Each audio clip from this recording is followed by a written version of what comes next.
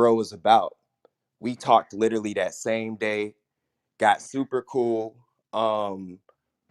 We cleared up the thing that happened with him sending me the Ye song or whatever, and he was like, "Bro, honestly, I didn't even know you was Kanye's DJ at that time." And I was like, "That's totally fine. Water under the bridge." And let's just say me and this nigga making some crazy shit right now. And if y'all haven't checked out his music, check his shit out. He cold as fuck. His name is Josh K. He's from Chicago. He's with the family.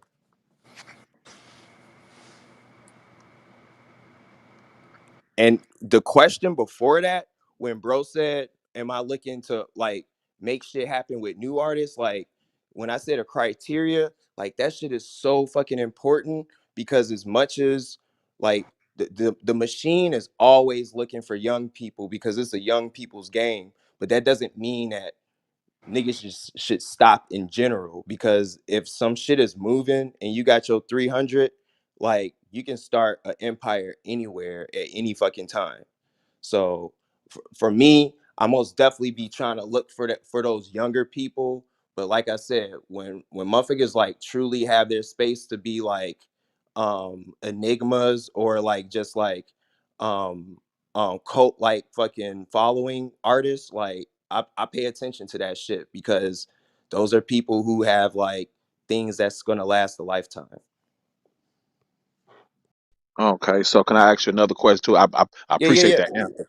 Okay, so do you like as far as like when I was asking about breaking new artists, do you look for them particularly on like the social sites like Instagram and YouTube because of the followings, the number of followers and the views that they get in Well, order for you to honestly, bro, decide? you said it right there. Like that right there, that's a requirement based off of the fact, okay, I have a co-production. Like I'm just not a producer out here independent. Like I'm not signed to a record label, but I have a publishing deal. So I have a co-pub with Warner Chappell. And I could easily like find some new cracking nigga. Like let's say the criteria is like 100K across the board. Like every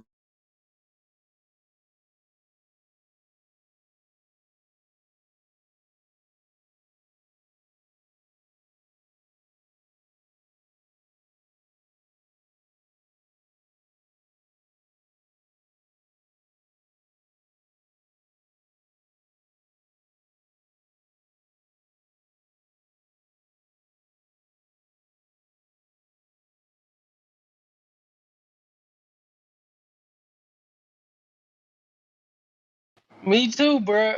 Bro, I used to be all around Berkeley growing up, bro. Like Ferguson, you get to walk to Berkeley. Remember back in the early 2000s, you used to walk to Berkeley? Hold up, bro. Hold up. Yo, I got to adjust the room. I got to set the room up. It's early birds and all nighters. We got a new situation today. It's ready to get some exclusive content.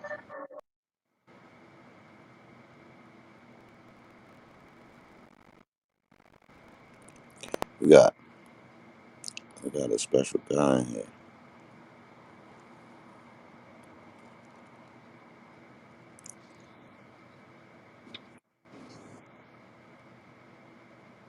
Where he go at? He on the stage already? Nah.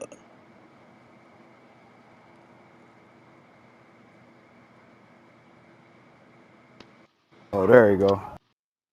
yo, I ain't gonna even front y'all, man. Like, uh, with all due respect, I I understand the title of the room, but it y'all just don't understand like how y'all kind of really just marginalize me and like even though I know it wasn't meant for like the disrespect, I'm looking like y'all literally are trying to tell me my association with these people is more important than me being a diamond selling producer and Grammy Award winner.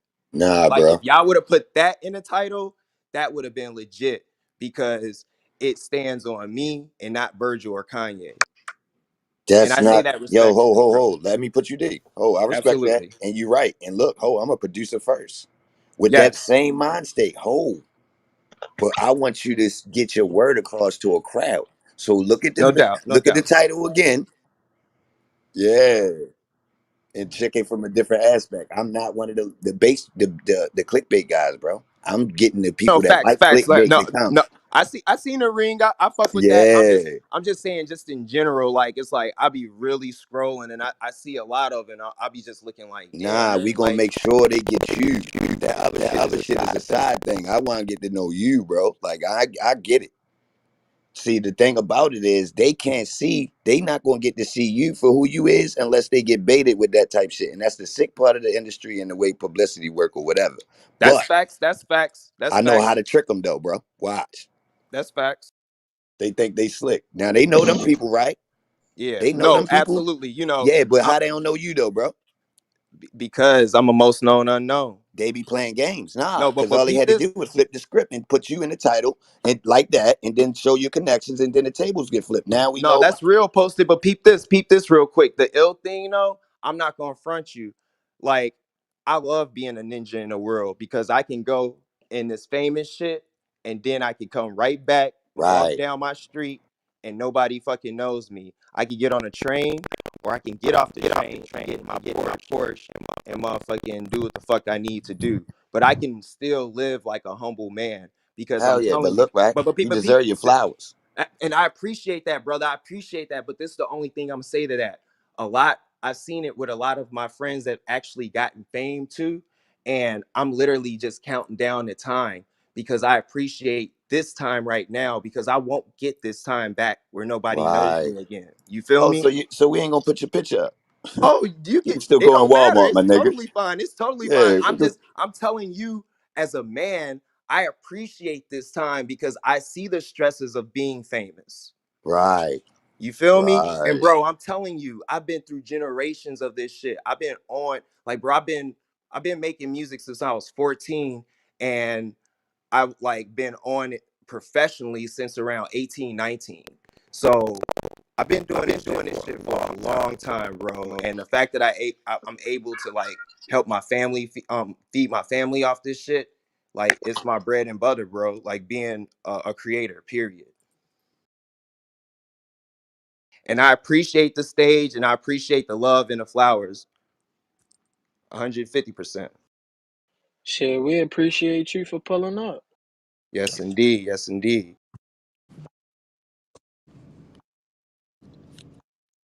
Like it's crazy. It's like even being associated to a person as big as a Kanye West.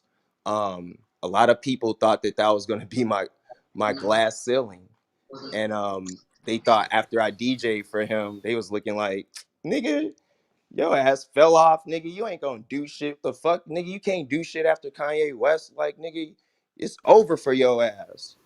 And a nigga motherfucking make a platinum. No. I thought it was gonna be multi-platinum, but a nigga make a diamond fucking song after that. Like, and I get 2 Grammys and a nomination for album of the year. We lost to Taylor Swift, but I mean you can't win them all.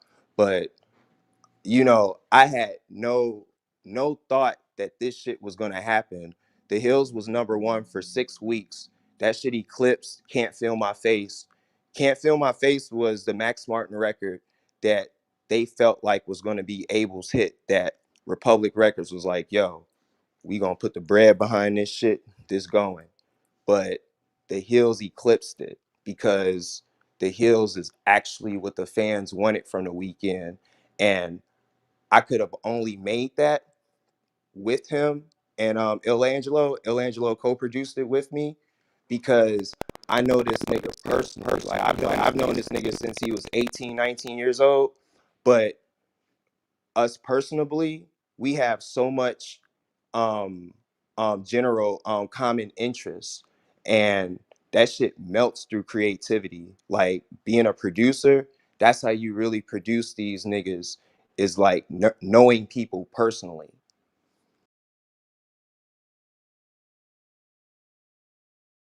I just want to say I appreciate your humbleness, man, and your honesty. And Appreciate that. Congratulations too, for real, for real.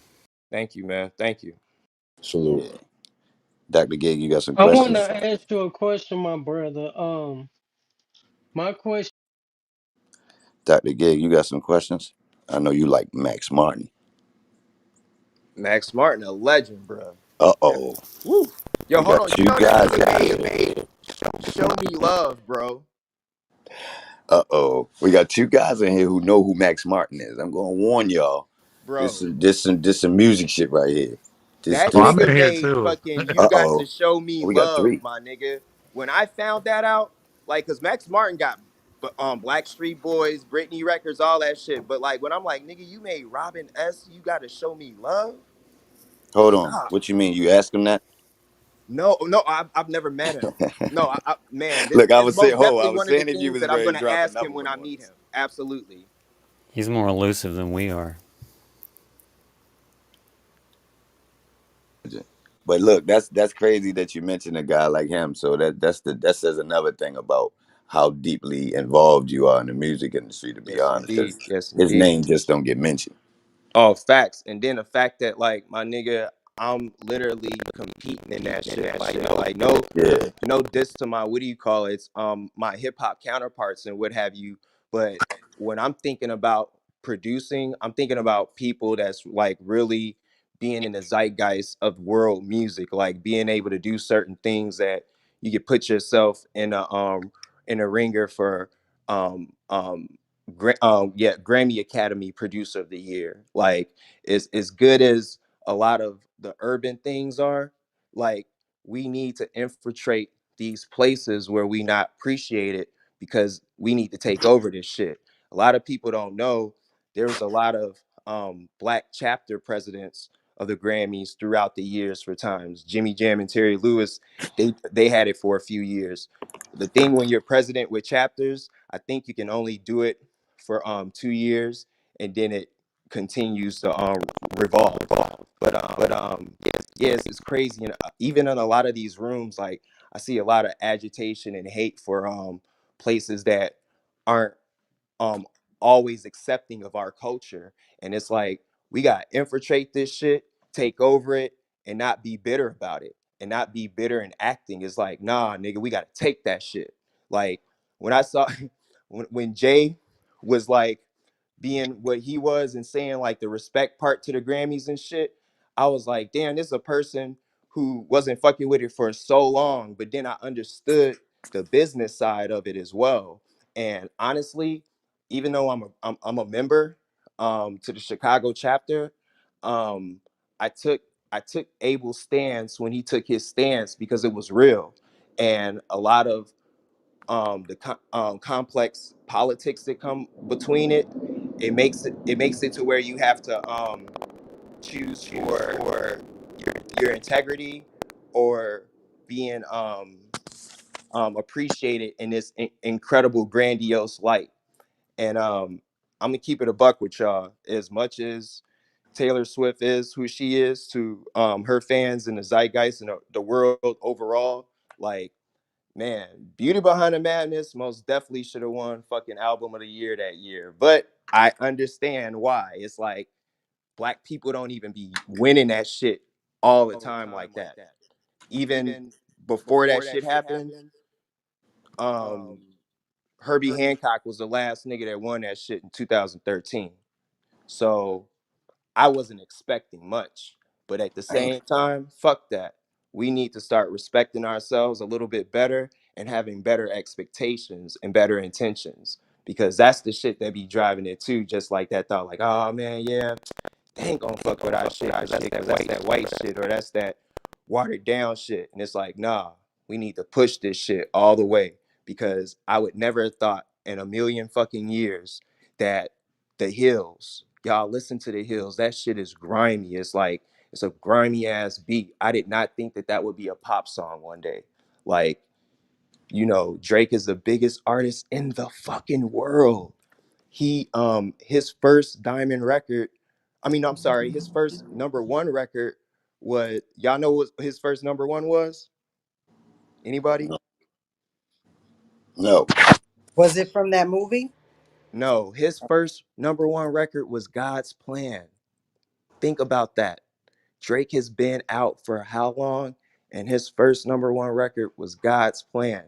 That blew me away because I would have thought like Forever and records like that. I thought those were number ones. Like things that came on the first mixtape and shit. I thought he already had a number one. But Hotline Bling was on the verge of being number one. But the Hills kind of like messed up its chances to become that because it eclipsed Can't Feel My Face.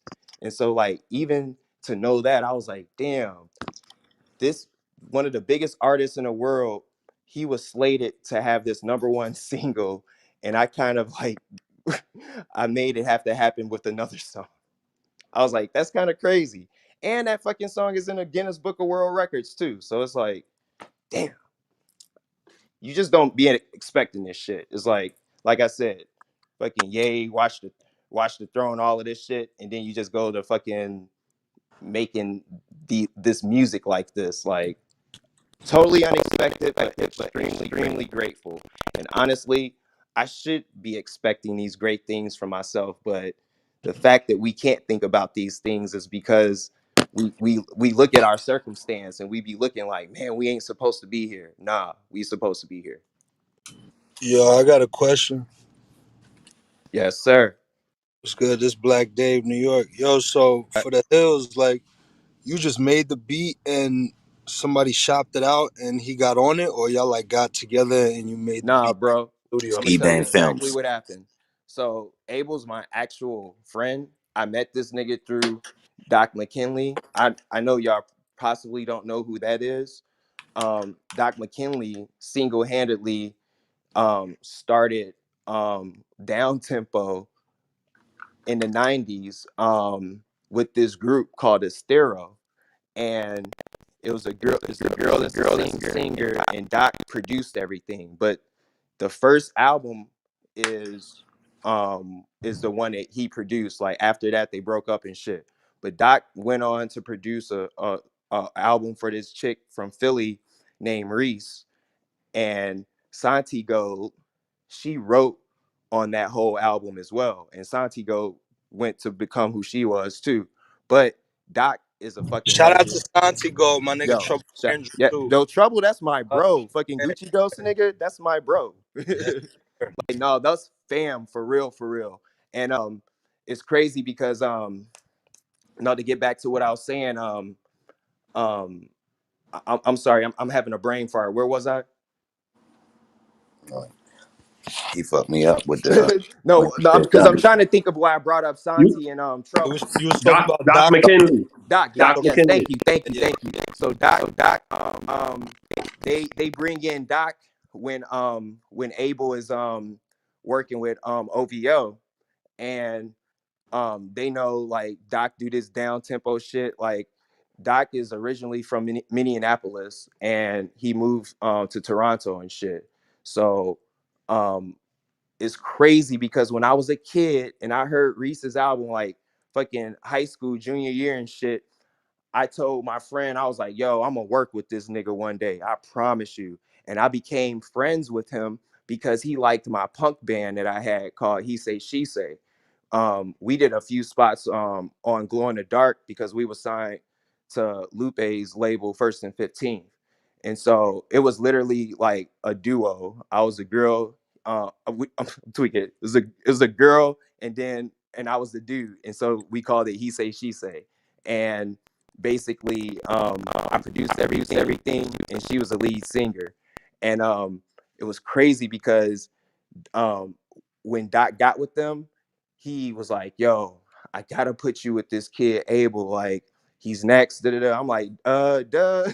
I know who this nigga is. Like, I want to work with dude. I was like, I really fuck with what's the name of that fucking song? Um um and I will love you, girl. Don't mean a thing. Nothing can stop us. Man, what you want, what you need. The weekend song, what you need. House That of Balloon song, Jones.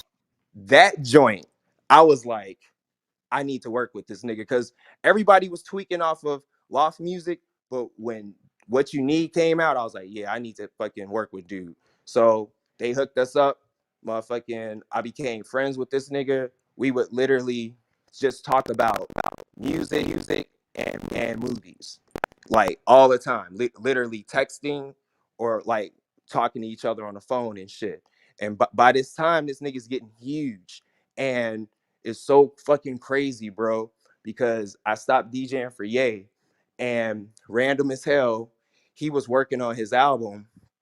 I had already did 3500 for Travis. I didn't know when it was coming out because that was supposed to be a Ye track, and Ye ended up giving it to Travis. So Abel hit me up and he was like, bro, let's change each other's lives, man.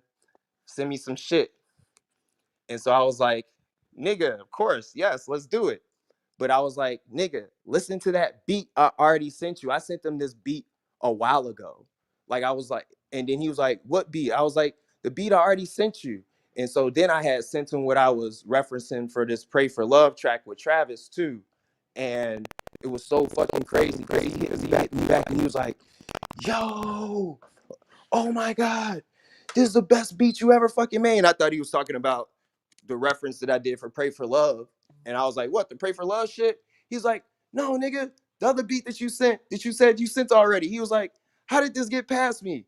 Oh my God, man, oh, I got a hit. Oh my God, you don't believe it. Thank you so much. Thank you for this. Like, it was all like big ass caps. Like, the text just kept getting bigger. And so him and Il Angelo, which is another amazing producer that works with him, um, they were in Toronto and they literally recorded to it that night and made the top line. And they sent me back to top line, and we were just trying to go back and forth to try to make a crazy ass fucking intro for it. And Il Angelo, he tapped in and he finally did that. But I sent them the tracks, and then Angelo put what he did over it. Like, he just beefed it up a little more, like played a lot more ambient parts to it or whatever. But he gave it his producer beef. Like, if I was to come in on a track that was like already there, and then I was able to put like my pause wetness to it to a degree. And that's how it became what it was. It's like between literally me already making a beat, giving it to the both of them, and then them being able to dissect it and really fucking go in. So between the three of us, that's what that shit was. But I started it. Wow. Hi, Mano. My name is Lexi. I just wanted to ask you a quick question. I'm checking out your website, the www.manowashere.com. What Uh-huh. can you tell the people a little bit about it? What can we look for on the website exactly? Well, basically, my site right now is more so for my publishing and syncs and what have you. Um, I need to get more of my catalog on there. But when you are with we're a producer and you're with the publisher, it's just always good to have your personal website that literally has a list of, and you just don't put any records on there. You put your biggest and your best records on there, because people seeing you have ownership of this music, you have ownership of your catalog, then there's just tons of work to be done. Like, i- incredible syncs to be made, music, TV, commercial, etc. Like, that's Licensing. that licensing like a motherfucker. Like, that's Facts. legitimately what it's Yeah, for. that's them sinks. Can you Yes, explain what indeed. it is to a Thank lot of you. people that might So not know? basically, syncs are with publishing companies do, and advertisement firms, and they basically work with artists in a place of getting them on these companies and licensing their music, so they can go on the business side and be like, yeah, we got this fucking catalog. Let's see what we can use for let's Paramount Pictures this motherfucking year. We got this nigga catalog. We got this nigga catalog. Like, we can use all this shit. Like, it's literally there, and it's so dope because when you when you get with a publisher, if you get with a big enough publisher it's always good to see what's in a fucking archive because you can work with that shit. You can sample and produce that shit. So yeah, man, it's syncs is that shit, bro. Like motherfucking, if you getting your residual, you getting your money from your publisher, Yeah. you making bread. Like just let's just put it like this. I just did a sync last year with YSL for Opium. Um what's Catwoman's name? Motherfucking Zoe Kravitz. Yeah, she did the commercial. The Hills is in there. It's like a 600K fucking deal. Easy for the year. And that's one licensing. And that'll go over people's head too, because it'll be in something that people won't even see. Facts. And like I caught a sync that went on that FX joint on Atlanta. Yes, sir. Yes, sir. I was through my people at Fool's Gold. It was just a record that I made. I wasn't even really thinking about, and it just caught up on there. It was like in the background. Yo, A Track, that's my bro. That's my nigga. Yeah, yeah. Shout out to Fool's Gold, Yes, indeed. Nick Yes, Cannon, indeed. A Track.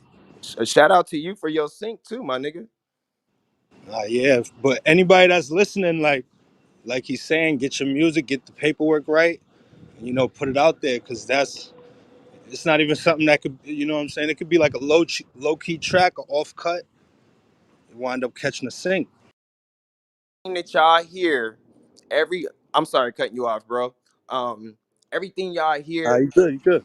yeah, everything y'all hear in these fucking series that we be watching and shit, fucking Insecure, fucking whatever the fuck it may be. Like it's all from licensing. It's all syncs. It's all people like it's some people have A&Rs and some don't. Like some just have the music department, and then sometimes some syncs come on fucking shit because niggas is just motherfuckers friends, and they looking like, oh yeah, I can easily license this shit because I know these people. Kanye stay on all the big movies and shit on the Yep. licensing tip.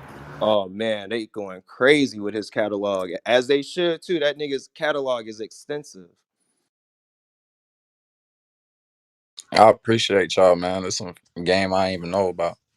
Yeah, man. This what this clubhouse should be here for. Like, I don't get it twisted. I love the toxic and the fucking the crazy Ratchet shit shit, too. yeah. The ratchet shit. Yeah, man. I be laughing my ass off. But these are conversations I be wanting to say sometimes or be wanting to have. And I even appreciate the respect in this room on this stage right now. Cause I'm gonna keep it a buck, bro.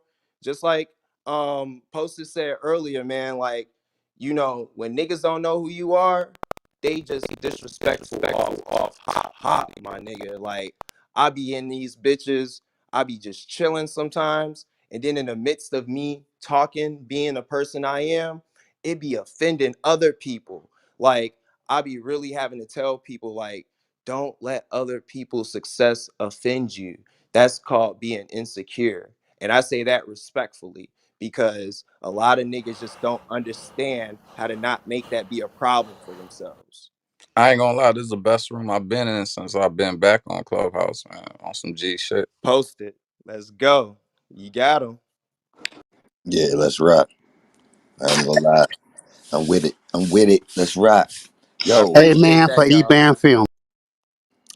I ain't gonna lie. EBAN, let's go. EBAN One. Films. Oh shit. Hey, one of the most interesting things that she was saying was the the production. Now, what do you use to produce, bro? What's your favorite tools? So check this out. I came up. I'm old. I came up. First thing that I ever used was this Yamaha. I forgot the model number sampler, but Such as oh the sampler was actually bigger than the motherfucking what do you call it? The drum machine. The drum machine was a Boss DR5. Now, ho. How you had access to that, yo? Who your family members is that let you, what we so got going? peep this. I'll say this too. So I had a crackhead uncle. This nigga had Mm. 1200s and he wouldn't even sell them to me. He just He hoarded them. And So he was his so real DJ. He took his time to get them in. Once you get them, you can't let nobody get them, bro. that's true, but my nigga, you talking about the goat of the family. I'm the goat of the family. Like there's a greatest of all time.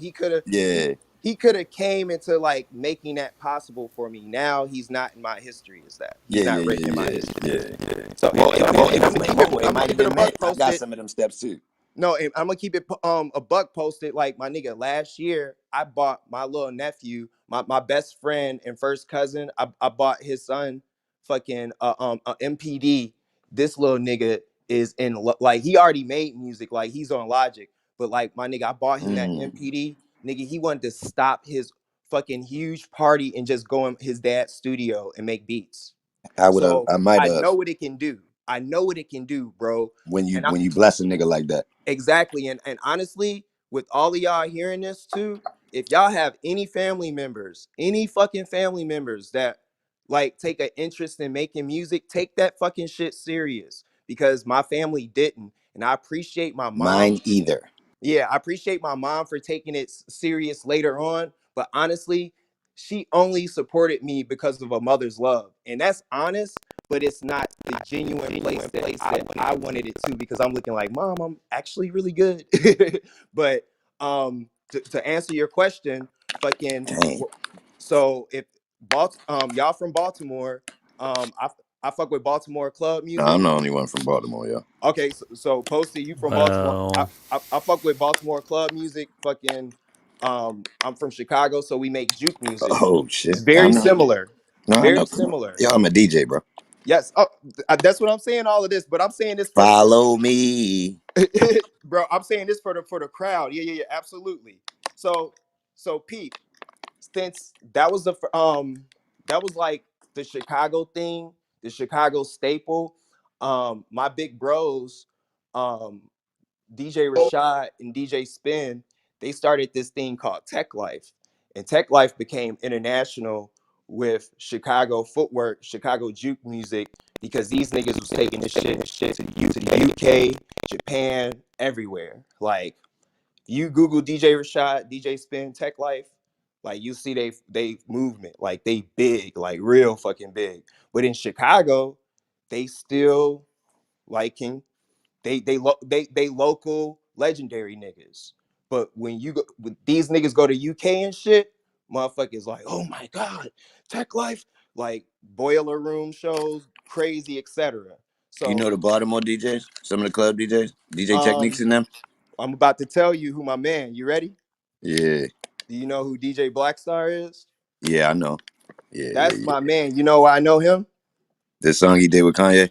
No, Oh, did he do it? I was Did he? MIA's DJ. Did he do a song with Kanye? No, Blackstar was MIA's producer. Or that he did something with somebody else. But yeah, yeah, He did yeah. he did MIA. Like Black Star got cracking because of MIA. Like she Oh, okay. put him in the zeitgeist. Like and I then need to get him on here. Diplo too. Diplo. He on Like here? I don't know if he still lives in Baltimore, but Oh I not. know Well, that was a couple years ago. He was at a video shoot I was shooting and shit. okay.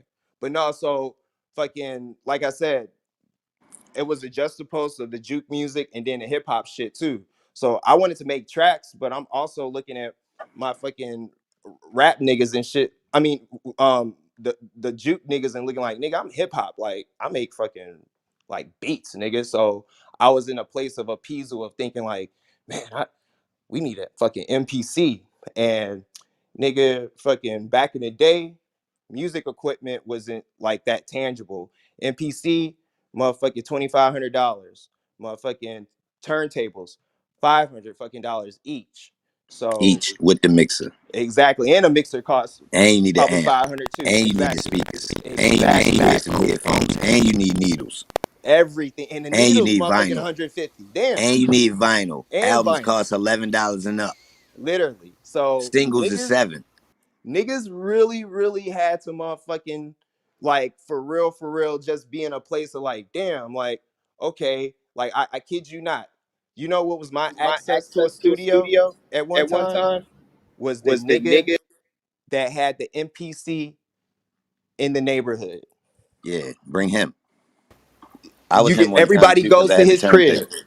Yeah, exactly. Use the nigga from your neighborhood that had turntables. Oh, hold, I'm gonna tell you another way I got it. I had all the vinyl with the instrumentals. Yeah, I Ooh, was you was on him. your white label. Yeah, I was on him. Yo, I got all the instrumentals, bro. Facts, facts. So Pete, so I had probably three friends until the last person that had an MPC where I was able to just go to his house all the fucking time. All these niggas had MPs. Like one of my friends took out a credit card loan. That was the one that was my partner just to get an MPC. So we was just going crazy on his shit. And then one of my friends finally put me on to a DAW.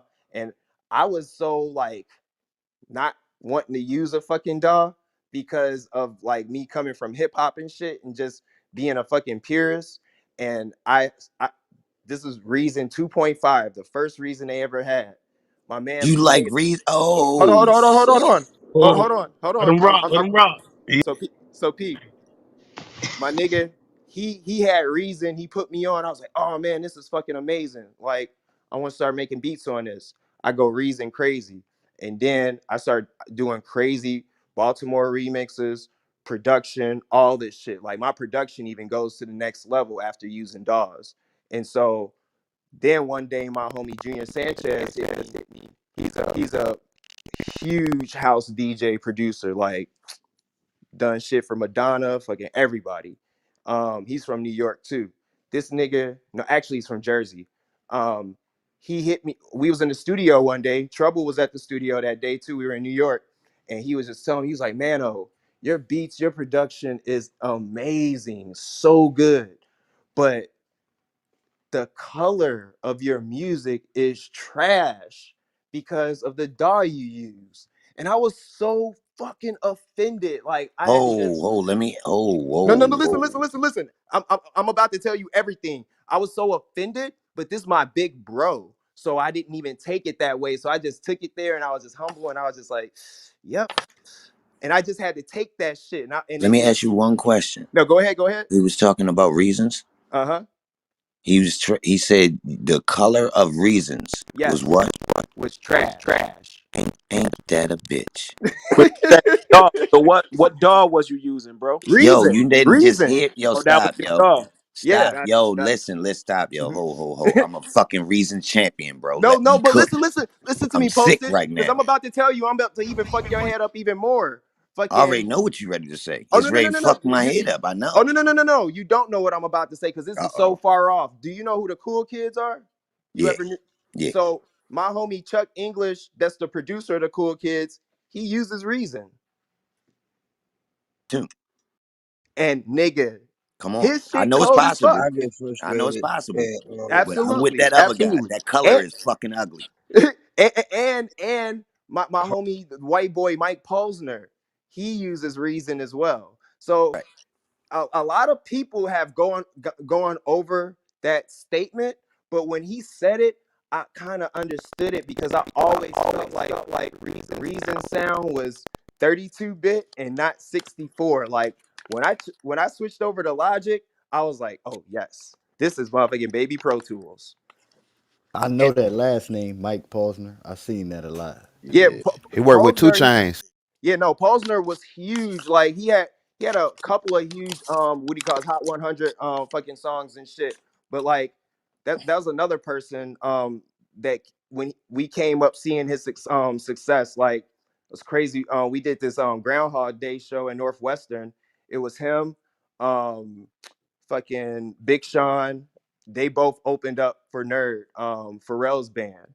And it was crazy too because like I didn't see Pharrell through so many times in my career, and this nigga didn't see me too. And I know that nigga just be proud when he see me. When we was at the Grammys, he saw me too. I had took my mom You with just me. dropped the jewel on nigga. This nigga. Well, we was at the Grammys. No The facts. fuck? Yo, it was my first time When I at the seen Grammys. Pharrell at the Grammys. What the fuck? God Yeah, damn. man. It happened. That was old casual athlete. Yeah, he Yeah, said that shit's man. so regular. That shit motivation though. No, But go real ahead, cook, shit. shorty. We listening. That was heavy though. they caught me and fucked my head up real quick. Hold on, what the fuck? No facts, bro. Listen, my homie Taz Arnold, like we literally Damn. we chopping it up and shit. We just chilling or whatever. I'm literally introducing him to my mom, And then Pharrell comes up and he sees me. He's like, "Yo, what's up, man?" He like super cool and shit. He was like, I was like, "Yo, this is my mom. My brother. She's a little disabled. Her left leg doesn't allow her to what do you call it, walk without a cane. So we had a wheelchair, and he was just so nice to my mom, like, you know, saying who he was, etc. I was like, man, thank you, Pharrell. Thank you for talking to my mom. But like, yes, shit like that just be crazy, bro. Like I said, like I be just in a casual space sometimes because, like I said, it be that casual for me sometimes, bro. I didn't even have my passport renewed. I kept telling my fucking dumbass to get my passport renewed, fucking a couple of weeks ago, not even like months ago. I would go to my post office and see motherfuckers getting their shit renewed, like hope like families and shit. I was like, man, I need to hurry up and do that shit. Literally last week, motherfucking get an invite to go, and I went to the memorial and shit to pay my respects in Chicago at the MCA. But this is even a little more bittersweet for me because I didn't get to go to any of Bro's shows when he was alive, and I got invited to my first Louis Vuitton show last fucking week. I'm getting my physical invitation Tuesday, but like I did not have my passport renewed. I paid $1,300 last week so I could get my passport by Wednesday. Like, Damn. I'm like, I gotta be there. I gotta fucking be there, bro. Like, I can't miss this for nothing. Like, people like think of like the pretentious thought of like fashion and, oh, I don't be giving a fuck about that high fashion shit, whatever. I don't give, like, my nigga, a lot of people, especially black Americans, don't get no goddamn Louis Vuitton motherfucking invitations. So the fact that I'm even, and not even just that, because like it ain't about fucking Louis. It's about the fact that my friend infiltrated Louis, and we finally got a nigga in there. We like, yes, we got a nigga up in Louis, and he's legitimized too. Because Exactly. this the thing. People be fucking taken away from Virgil because he comes from hip hop, but people don't understand that Virgil has his fucking bachelor's and fucking what do you call it, um in engineering, and his motherfucking master's in architecture. So this nigga is way more qualified than niggas motherfucking give him credit for. And that's my that's my big bro. I love him. I'm so appreciative that his family thought of me to even be at an incredible event like this. But like I said, it's bittersweet to me as well because I'm looking like I won't be able to see my friend pop up at the end of the fashion show and wave at everybody. Hey, I want to say I don't know you, bro, but I want to let you know I'm proud of you too, man. You're a young black man doing your thing. Thank you, brother. Don't make me cry on here like a bitch, man. Stop Nah, nah, nah. it. Appreciate that, brother. Oh, this the platform we cry on. We shouldn't, but we do. Rest in peace, Virgil. Rest in peace to my brother. Yes, indeed. Yeah, R.I.P. Hey, Mona, you got some exclusive off white shit, don't you?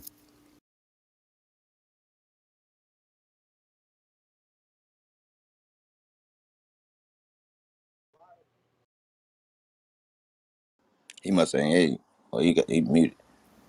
He definitely He got got some his shit exclusive. muted. I'm still on how they just breezed over what a He sleeper might the got emotional. DR5 is. You Yeah, feel nah. me? Yo, the DR5 low key, those sounds, oh my God, it's probably has some of the best snares that are not like utilized in hip hop. And motherfuckers is just sleeping on that shit. That's a gem right there. Yo, What you wearing to the thing? Oh nigga, I'm going Prada crazy. Like I got my Virgil Essentials too. Like don't get it twisted. Like I'm most definitely repping Cuz with a few Louis accessories, but you know I'm going Prada Adidas crazy on my B-boy shit. Trunk oh jewelry, shit. Yeah. motherfucking Prada Adidas, motherfucking tracksuit, like trunk jewels, like nigga coming up there ready to murder shit. Like I'm flexing on all these niggas because I've been this. this is my third fashion week I've been to. I went to 2 fashion weeks with Ye. I did his first show and his second show, but this is my first fashion week that I'm actually being able to go to my friends' shows. And my friends wasn't even in position when we did Ye shit. He was just in position. Now all my niggas in position. Fucking Virgil, Louis Vuitton, my nigga Matthew Williams. Like this my bro, white boy from Evanston, Illinois. This nigga's the creative director of Givenchy right now. Like, it's my nigga. We did shit with Ye. We did shit with motherfucking Stussy. Like, it's my bro. He over there. My homie Shafar. He's motherfucking Casablanca is his brand. If y'all don't know what his brand is right now, it's a meme going around of Jeff Bezos from New Year's Eve, and he was wearing a Casablanca silk shirt. French what do you call his raps about Casablanca too, but Jeff Bezos was wearing this silk shirt, and like it's it's like always a meme going around talking about how millionaires don't wear designer. And so this was like the ironic meme to like shut that shit down. But I showed it to my homie the other day, and he was just dying laughing. Like he was like, is that cool, bro? Because he's Parisian. And I'm like, nah, nigga, it's cool, it's fine. Like, I'm like, nigga, you got one of the most rich nigga in the world wearing your shit that don't give a fuck about designer. Like, that's tight. Like, he's clearly giving a fuck about it right now. But like I said, like to have my homies, like a lot of these people just be in these huge positions. Like even a lot of my friends, even from Chicago too, like with the deals that they're getting and what have you. My homie Joe Fresh Goods, he's over at New Balance. Like fucking Don, Ivan, like it's my cousin Hope, like we getting deals on so many sides. Like people don't even know, even what I was showing you all with my picture earlier with Virgil wearing that hat that said treated on it. That was my first collaboration from our brand that I had with Starter. And we sold the hat he had on, it was a wool hat. But when we made those hats, we made satin variations of that same hat because I only gave that hat to people. So niggas saw Future with this hat. Oh, They you got a saw friends and family package? Wow. exact. I gave them nigga. Oh, It's where they pictures of had that now? so this is the thing. When I when I made the hats, bro, I literally made them only to give to friends, and then niggas like gangstered me into selling them. And Yeah, so I was like, okay, y'all niggas want to buy these? yeah, I want one now. So wait. Yeah. We only made 356 of them, and we sold them Oh for a shit. hundred, and we sold them for $150 each. And niggas bought them, and They we never made 50. re-released. We never, well, this is the thing. I make a variation of Okay. it every time. The last one that we put out, our new collaboration is with Mitchell and Ness. And instead of it saying treat it says Timmy, because that's my friend, God bless the dead, my brother DJ Timbuktu from Chicago. That was his nickname. And so it literally just kind of fit this the same like places treated. So I was like, this will be perfect for it.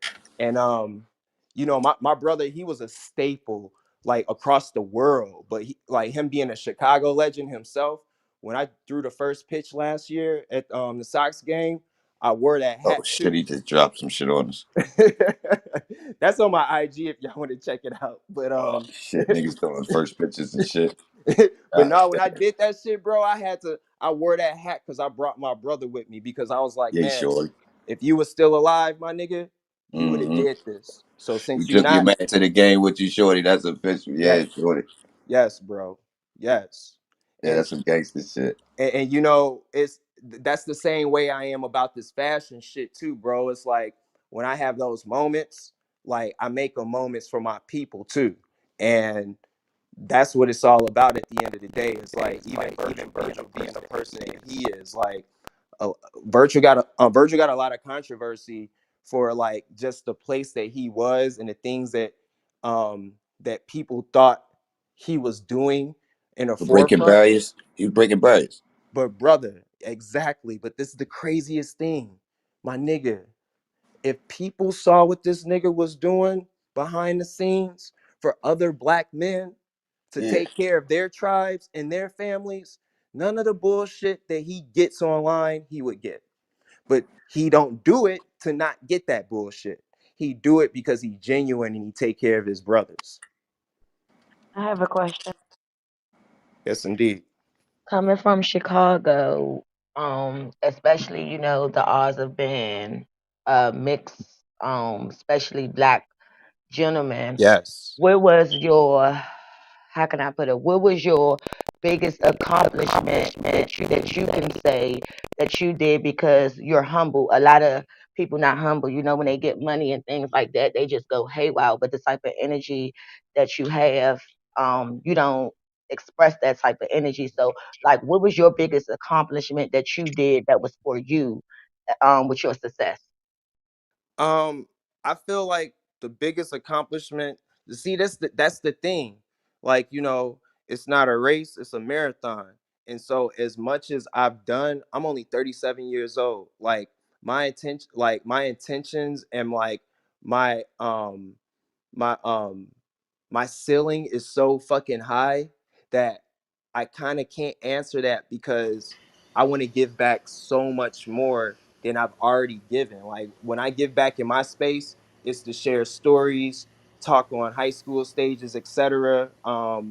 What do you call it? It's give back to charter schools in Chicago specifically. I give back to charter school, like black charter schools. My wife even works at one, but that's the thing. It's like there's so much more to do. And even being the small pseudo celebrity that I do have, I still know that my impact is going to be way larger. And honestly, I'm not waiting for that time. I'm creating that time. So as big as the place that I've been to do things, it's great to me. I still need so much more growth for myself to really give back to my city like I would like to.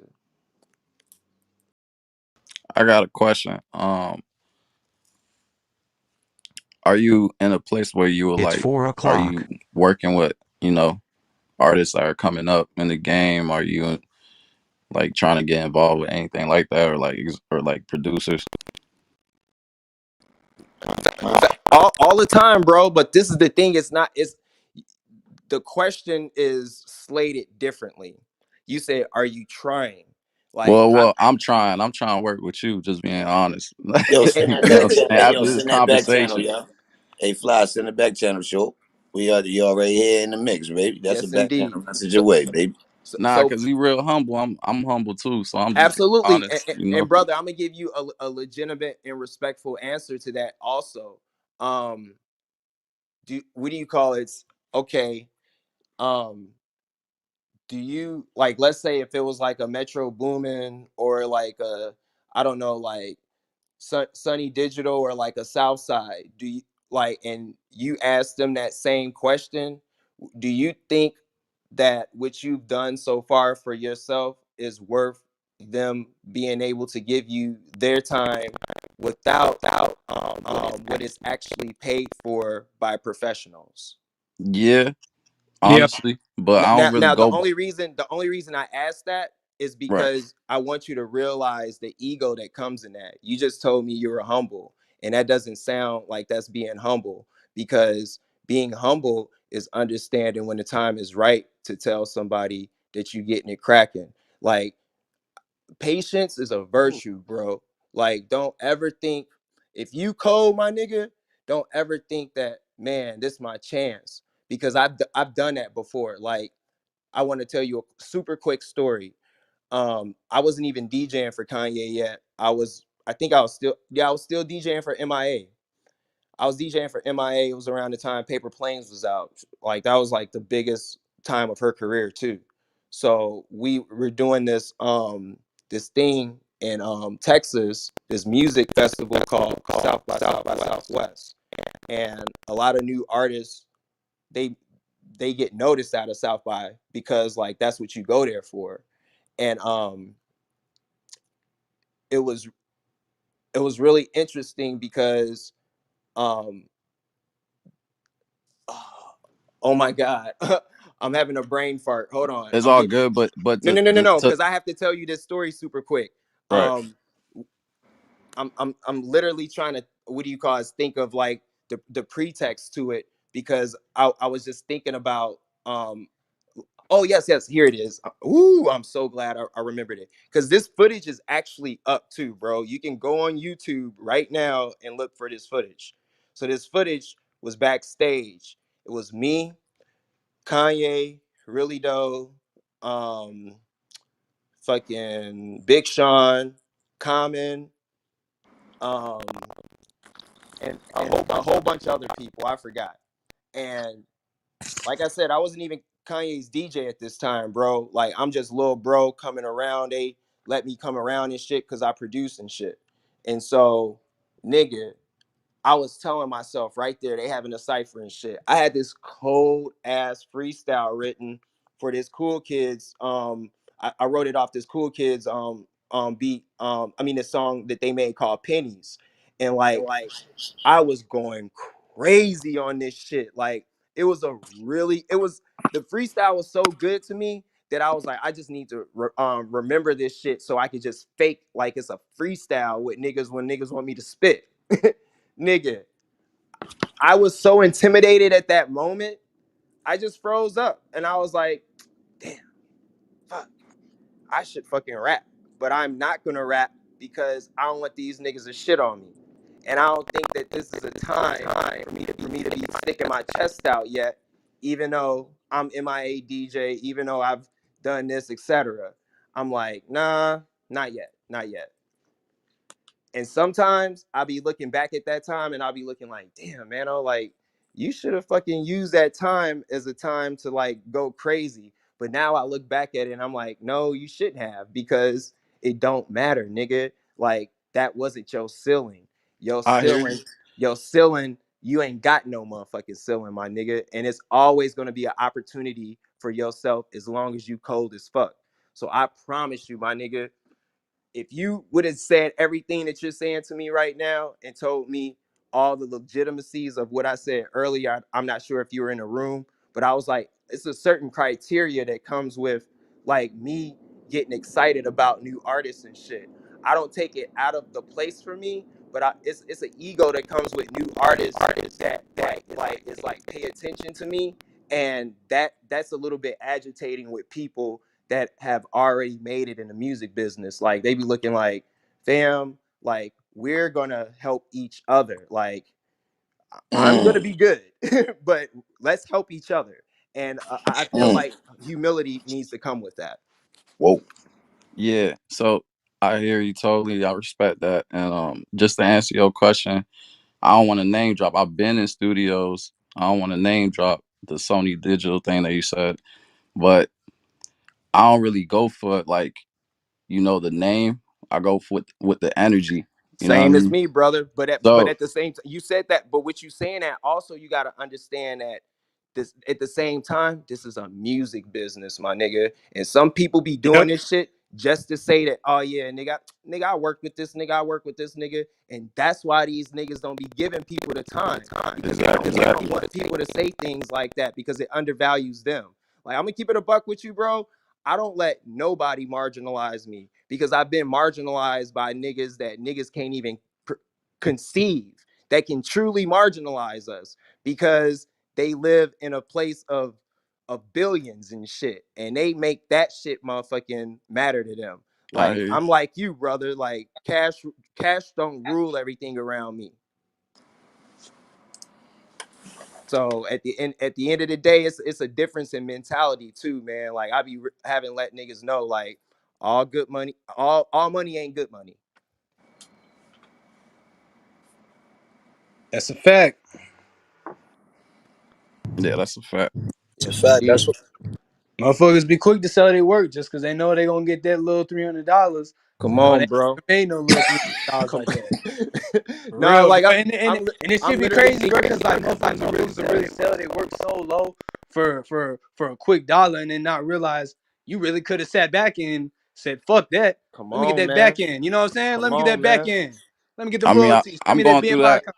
I'm going through that right now with the Fat Joe All the Way Up record, but I didn't sign it. You know what I'm saying? He But still bro, owe me. but Paperwork bro, let they me got give you. Can you I got give you a other little bit niggas. of advice though? Like next time you want to even say that, don't even mention the record, bro. Because like I listen from you being as confident as you being right now. I'm already knowing you about your shit, and like niggas got you on this fucking stage and shit. So I don't, brother. I don't think you capping at all, my nigga. And I'm never talking down to you, like my nigga. I'm talking to you Oh, as a peer. definitely. I fuck with you, bro. I fuck with this Absolutely. room. No, no, but I'm I'm like taking this in right now. the only reason I'm saying that too is because I'm letting you understand. Like, don't let your ego talk for these people because it wasn't for me. Like you said that to make these people know you official, but like nigga, they ain't none of they fucking business, bro. Get your motherfucking money, my nigga. Don't like I've been sued before, my nigga. Nick, like I got sued for the fucking hills. I don't talk about that suit because it ain't motherfuckers' business. But I can say this inside of that suit, my nigga, I still own my percentages from the motherfucking hills. And we settled out of court in 2 months. So at the end of the day, niggas got they shit. And like I said, ain't no plaque worth nothing unless you getting motherfucking residuals off that shit. Ah, that shit real like Exactly. having a chain, bro. That shit like having a chain. Period.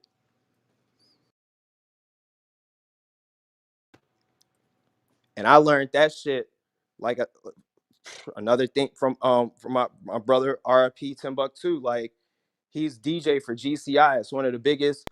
It is the biggest hip hop and R&B station in Chicago.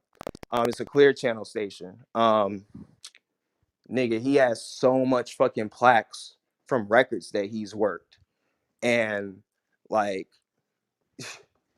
I know payola used to be a thing and shit, but I don't think he ever did any of that. And honestly, he even told me once, like before he died, he was just saying, like, those plaques and shit I got in my crib, like that shit cool. But nigga, you make money off the shit that's hanging from your crib. So you ain't gotta be bittersweet when you see that shit when you come upstairs, looking like, man, this shit up here, that shit don't mean nothing. That's just shiny and cute. Like, do y'all understand that a plaque costs $500 from Platinum Jewel Box? Well, the big one that I just bought, the Hills one, that bitch cost 17. Like Republic didn't send me that shit. I bought that shit. I I gave these niggas a dime, and it's no diss at all. Like 150 Okay, I percent. want one, yo. Send me the link, yo. I'm gonna make one, yo. 1700 E-Man Films, yo. We went fucking diamond. Straight up. Like, for my own cause. Like, it's gonna No, give me the listen, same listen, feeling you got. Evans. I promise you this. I promise you this, nigga. Because listen, they say if you do something once, it's a mistake. They say you do it twice, then it is what it is. You that nigga. So I promise you, my next diamond plaque, nigga, hold me on that. You getting that. It's coming. Y'all, and I promise you, that shit gonna say presented to EBAN Films. Oh, And I'm gonna shit. have them put your government in parentheses. That's deep. That's what's up. Yeah, Real that's happening. shit. That's awesome right there. Oh, fuck We it. I'm going about to diamond, get it. baby. I'm about to Can I promote ask you a all question? your songs. Go ahead, go ahead, go ahead. I'm about to push all your songs. Let's go, let's go. When you're on social media, because we know it's 90% of what's the world is working off of right now as far as marketing, believe it or not. When you're looking at different platforms, like you said, when you go on different platforms, you see that we are different. And so us being different, you see the vision and the lane and the direction. So what's your thoughts on the direction and the lane we're going in? Well, like I told posted earlier, I like I'm an Aries, I'm fire sign. So as much as I be trying to like motherfucking, be the sun, be like the sun, be like the Lord's favorite, the morning star. I even though I want to be that, like I still be like liking toxic shit. And I like when people like I like I like arguments. I like when people argue because I like to say and I like to make a point for myself to say who's right or not.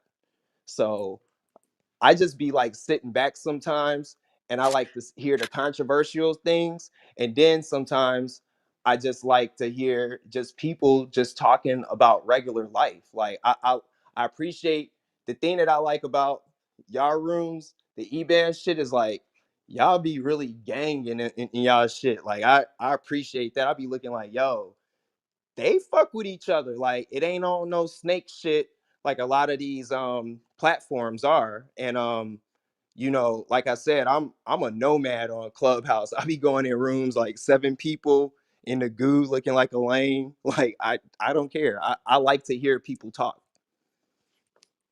Hey, what's going on? I'm TJ. I'm from the west side of Chicago. How y'all doing? West Side 290 in the building. What's Oh, for up, bro? sure. I'm at work right now, so I just want to say this quick thing. You could knock me down to the audience when I'm finished. But I like how you talk about your friends being in big positions and stuff like that. Cause nowadays in Chicago, now it's like everybody be knocking each other down. Everybody want to backdoor each other. Everybody want to, Facts. not see their friends win. So I'm really, really glad to hear that there's people out here from Chicago that still like that because I'm like that type of person. I love to see, Thank you, my brother. friends raised and into better positions because that's the only way we're gonna win. That's a fact, bro. And the fact that you giving that energy, my nigga, the fact that you putting that in the zeitgeist, the fact that you even telling me that you appreciating that shit is it's even opening up the floor to even let people even know, like, He just yeah. used the word zeitgeist in a regular sentence. He did. Proves the First case that time I my ever voice heard annoying, that. bro. Mano, whatever happened to MIA? She was fired. You remember Bro, '07? Like, nigga, listen to she was me. on top. Listen to me when I say this. Till this day, like I still like a lot of the people that I did music with. I wanted to make damn near EPs, albums with these people, but it's just it's so hard with with scheduling and real life and families. Like, man, you know, it's so crazy about um Maya is like, you know, she she got man, she her baby daddy is Ben Brofman. And Ben Brofman's dad is like one of the most richest niggas in Canada. Like this nigga owned UMG or was like the CEO at one time. And so MIA ain't gotta make music no more. Yeah, But yeah, I want her to still. I'm keeping a buck with you. I do 150%. And I was super salty because I was waiting for her fucking album. I mean, not her album, her movie to come out. And I was really excited about that shit. But bro, when she put that song out with Travis, man, I was so happy. I was like, man, hell yeah. And get this, y'all. That's fucking MIA's first number one. Paper Planes didn't go number one. That really. fucked me up. I That's was It on be crazy. it be stress. songs that we be thinking that's in our world, in our thoughts, that's like going on, that's on the radio. You may see the video, etc., and it's so heightened that you thinking that shit probably went number one, but it didn't. I And then was they like, damn. and then they sample paper planes with the swagger like us. Oh God. Exactly. Yes, sir. Yes, sir. Is the digital world now speeding up the diamond plaques that we're seeing people receive more now? Finax. Yep. Facts. Yep. It's the what do you call it? The streaming. It's the Mhm. streaming literally alone. Cause like just think about that. Like before then, okay, peep this. This is how it really is too, even with the RIAA. I don't know exactly what do you call it? What the abbreviation stands for, but somebody can Google it real quick so you can let everybody know. But that's Recording basically Industry Association of America. say it again. It's a Recording Industry Association of America. It's RIA, There you basically, is go. like the Exactly. So record conglomerate. they basically that's where you get your platinum, gold, and diamond certification for. Thank you so much, sir. And they everything that's gold, platinum, and diamond, if it's certified those, it's certified by the RIAA. But the thing is, I don't understand. What I didn't understand at first was how records get pulled out of the running for being in this numbers count, because they'll put records out and then they'll put them out on the back end to like stores for anniversary editions, etc. And they'll come out like probably like five, like it'll be 5 years, and they'll re-release. And those numbers were still added, but it wasn't enough to like really fulfill new numbers for these for this music. But now with fucking streaming, that shit is pushing it all the fucking way. And it's almost like, even there's old songs that are getting certifications because of streaming now, and they may have not gone diamond at, I mean, I'm sorry, platinum or gold at the time, because the physical part wasn't enough. But now that they got streaming, they looking like, yeah, there's enough place in streaming to make this something. Hey, Mano, do you feel like it's easier for you to create in your own space or with the artist on hand? Because sometimes I know you can send some shit out, get it back, Yes. and then it ain't nowhere near what you had in your head when you was creating. Man, and I'm gonna keep it a buck with you. Keyword, or like the the word of the day, like Sesame Street today, is gonna be selflessness, um or let's go for phrase, checking your ego. um it's a lot of ego checking that goes on in being a producer, because when you getting paid, you gotta be in a place to appease the artist. And if it turns out to be something that you're not proud of, always could remember, you don't have to put your name on it, but you still get to sign the check. You can make that shit like, yo, ghost producer name, whatever the fuck it is. That money's still going to you, or you just don't even have to fucking advertise it. Like, there have been things that I've done that I'll put in my story, but I won't post that shit on my actual Instagram, because I'm looking like, I don't give a fuck about that shit. Like, it made me money, but I'm not proud of We call it serving the Gotcha. song. it. Facts. Also, posted that said was asking me earlier, and I said I use Logic as a DAW, but I also want to put y'all on to some hardware. I got this. Well, all MPDs and MPKs suck dick, and y'all quote me on that. I don't give a fuck. Akai, y'all heard me. Y'all motherfucking, what do you call it, controllers are fucking trash. And so I have an MPD 226, and I had to get these mod things called cork stickers that you put on the back of your of the pads when you open it up. And it's literally like a centimeter of space that's like making the shit get ghost notes. So after I put that shit on there, it works like an actual fucking MPC 2000 XL. So fucking crazy. But I use that controller, and then I just got this new controller this year called the Theory Board. Now, I know chord progression by just hearing music, but nigga, this shit is next level. It maps out chords and keys for you, chords on one side, and then you play melodies on the other side. And it has more than like over 900 variations of like chords and scales. It's probably like the best $700 I spent in a long time.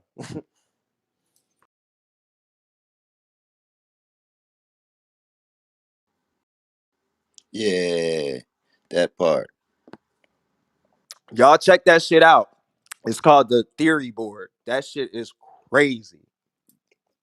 Yo, if you got moved to the goods because you don't got EBAN PTR, sorry about that. You gotta catch up. But it's go time, shorty. I ain't playing. Tighten up. Yo, so I got a couple questions, bro. Let me run Yes, these sir. through Yes, real sir. quick. Just real quick. So I got a favorite list. I'm going to ask you a couple questions, and I just want you to quick answer No on your doubt. favorite of these, right? Yes, sir. I think you're gonna find this interesting. So first one we got is microphone. Mm, um, TL 102. Whoa, I got the TLM 49. Nigga, I got you going crazy. Nigga, I got that bro, I got it for $400. That's a Oh no, see, $1,500 you mic. made up. Yeah. You made up. All right, all right, all right. We ain't gonna go into no tech shit on y'all. Hold up, that was just a little. No doubt, no doubt. We just All had to right, throw that little in for y'all yeah, real quick. that was crazy. That was a Uh, Neumann for the rest of y'all. yeah, Neumann Mike. That's Neumann. Google it. He said 102. I said 49. TLM. You do the math. I don't Exactly. know. I say 102 because I agree with him. They sound the same. So I'm gonna go and vote for 102. The bitch sound exactly like mine. I don't care what you say. No, Uh, facts, it does. It does. yeah, I used the same exact preset, same exact preamp. All right, monitors. Oh, okay. So I got actually two. Um I got these JBL Mm. professionals.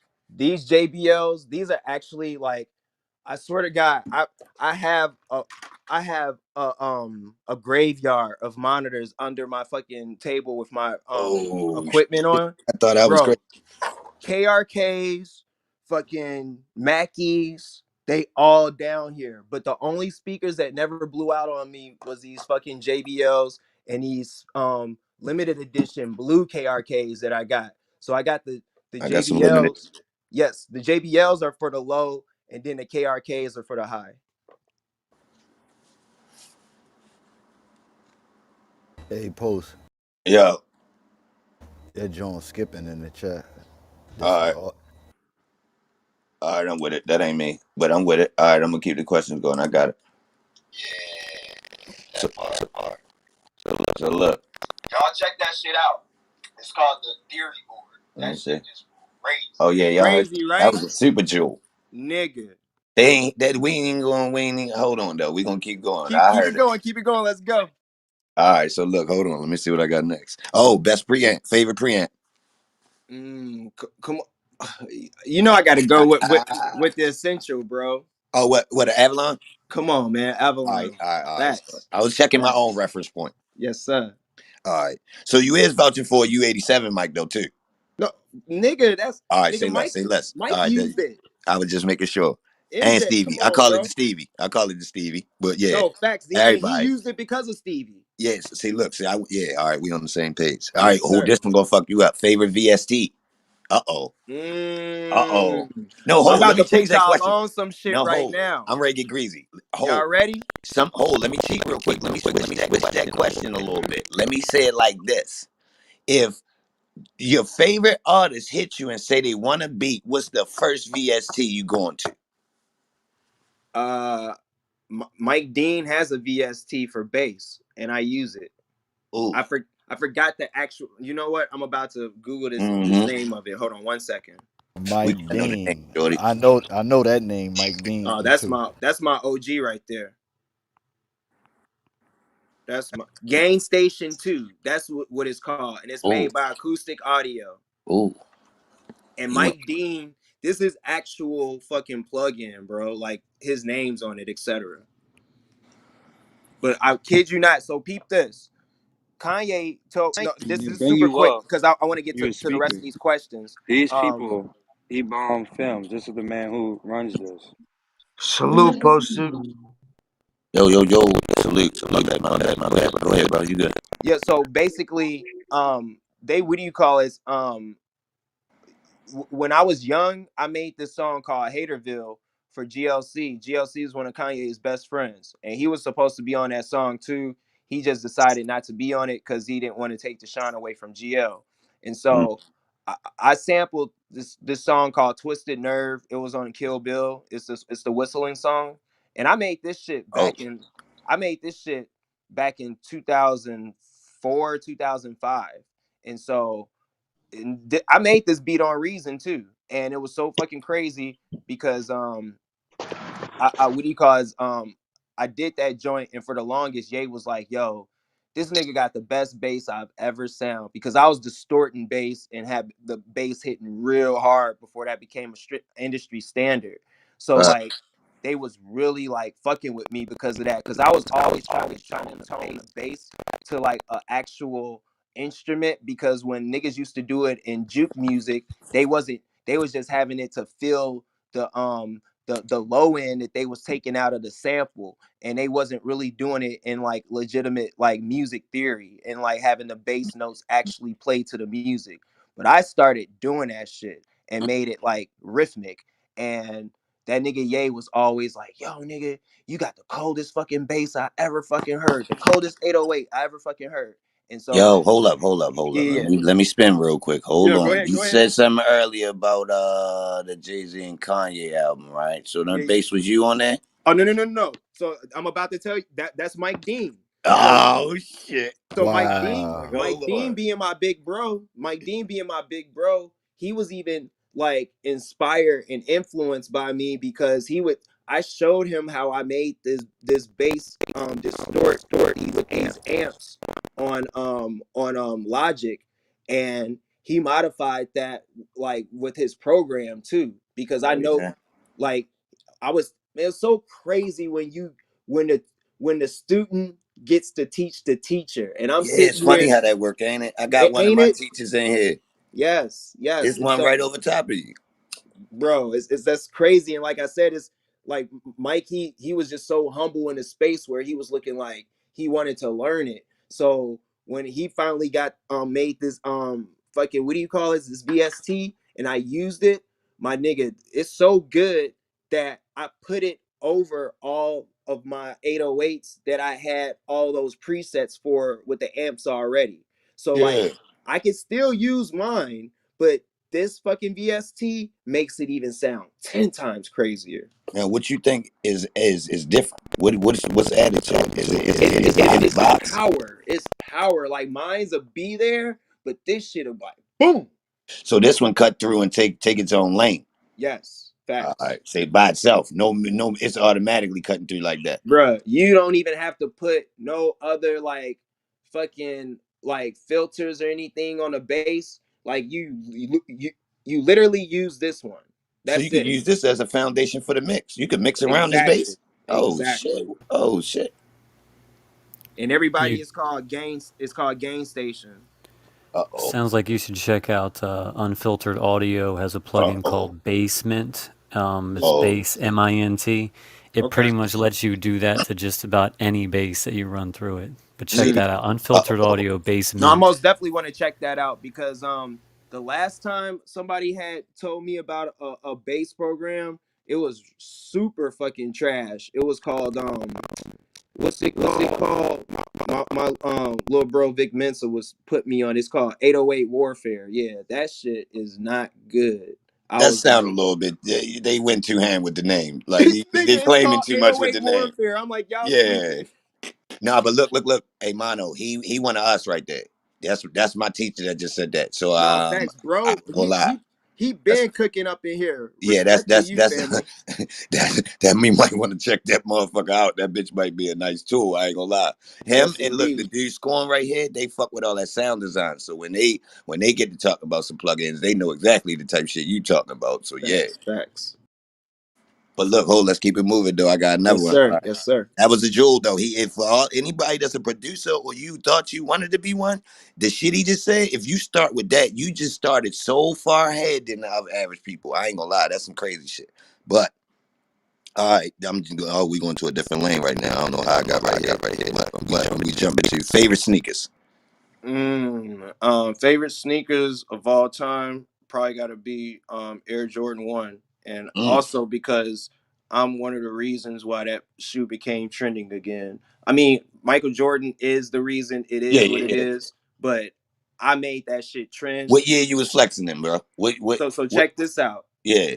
I made those trend when I was DJing for Kanye because I was the Mm. only nigga wearing those shoes. They was wearing threes, fours, fives, and eights. So you was going against the grain wearing the ones because you ain't even want to be like everybody else. You feel me? Well, that I will say this. It was personally, it was my favorite shoe because I can wear it up and down, and Mm. so What you I mean, wear shorts all and black. pants? Say it again. You say up and down. You mean shorts and pants? No, no, no. When I'm saying up and down, I mean I can dress it up or I can. Oh. Say You less, say feel less. me? Slick nigga You, shit right there. All right, I got you. exactly.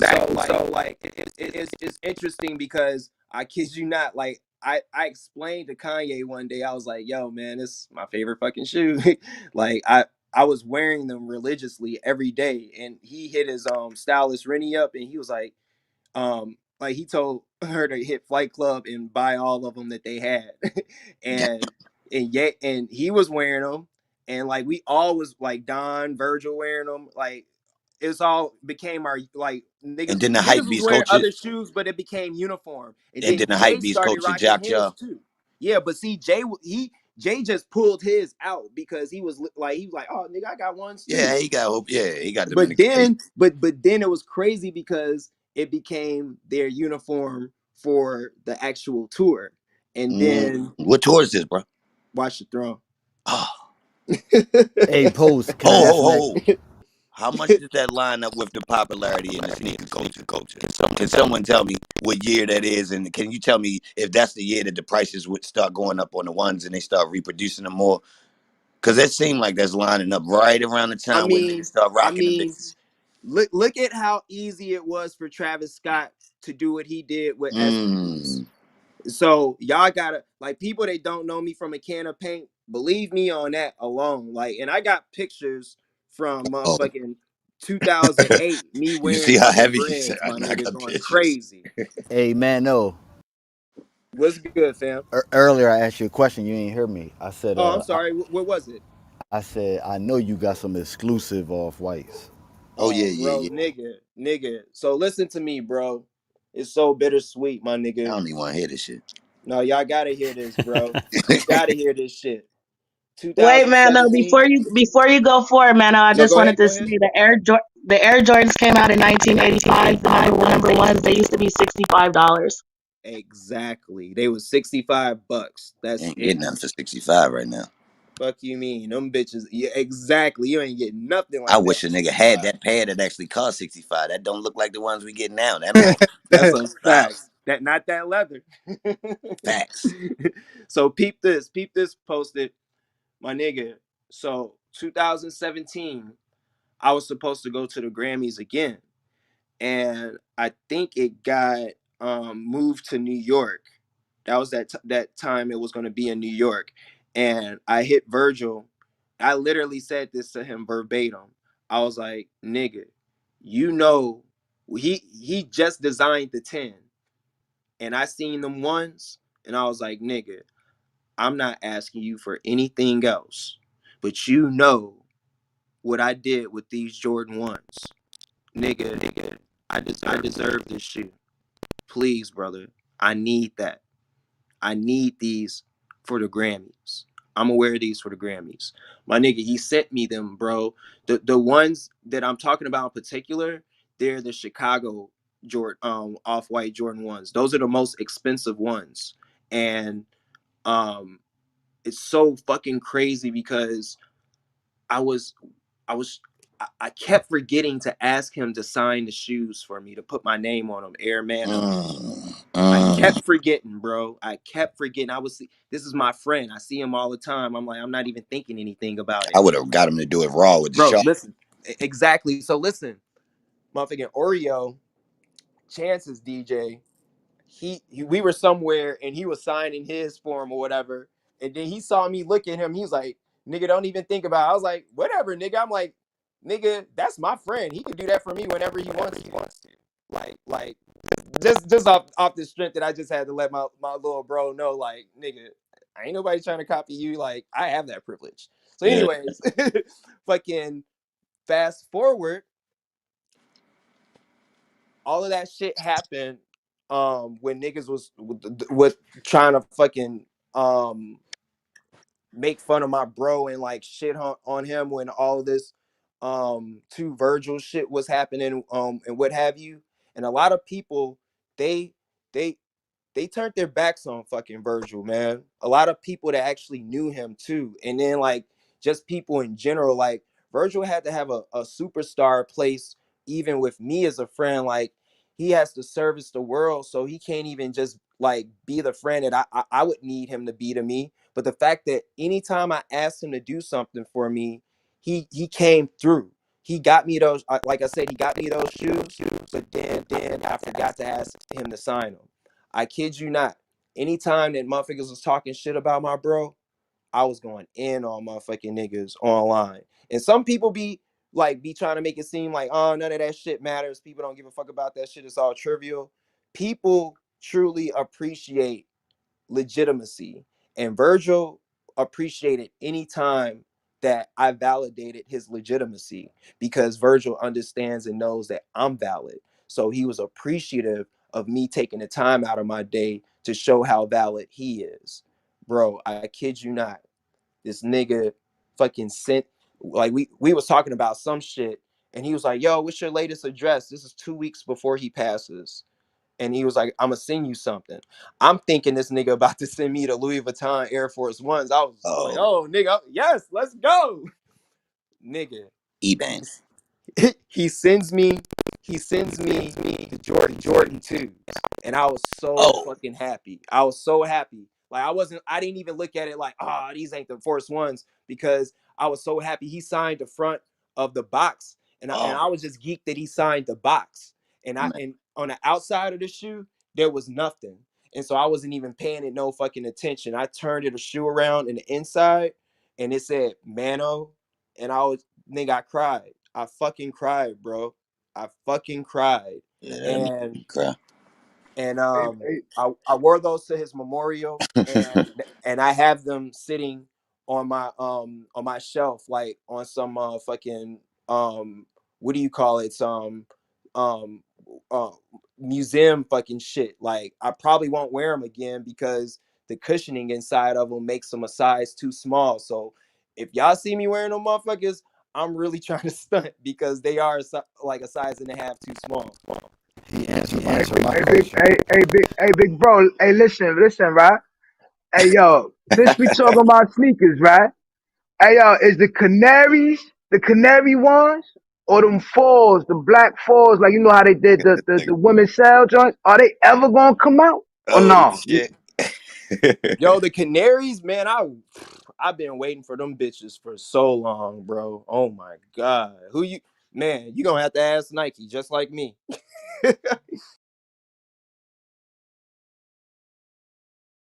But yeah, for sure. Posted the Air Jordan 1 from the 10 that he did. That's my favorite, and for runner up, that Air Jordan 2 because he signed it. That's tough. All right, hold. We on another favorite. I'm gonna roll through these next ones. Favorite producer.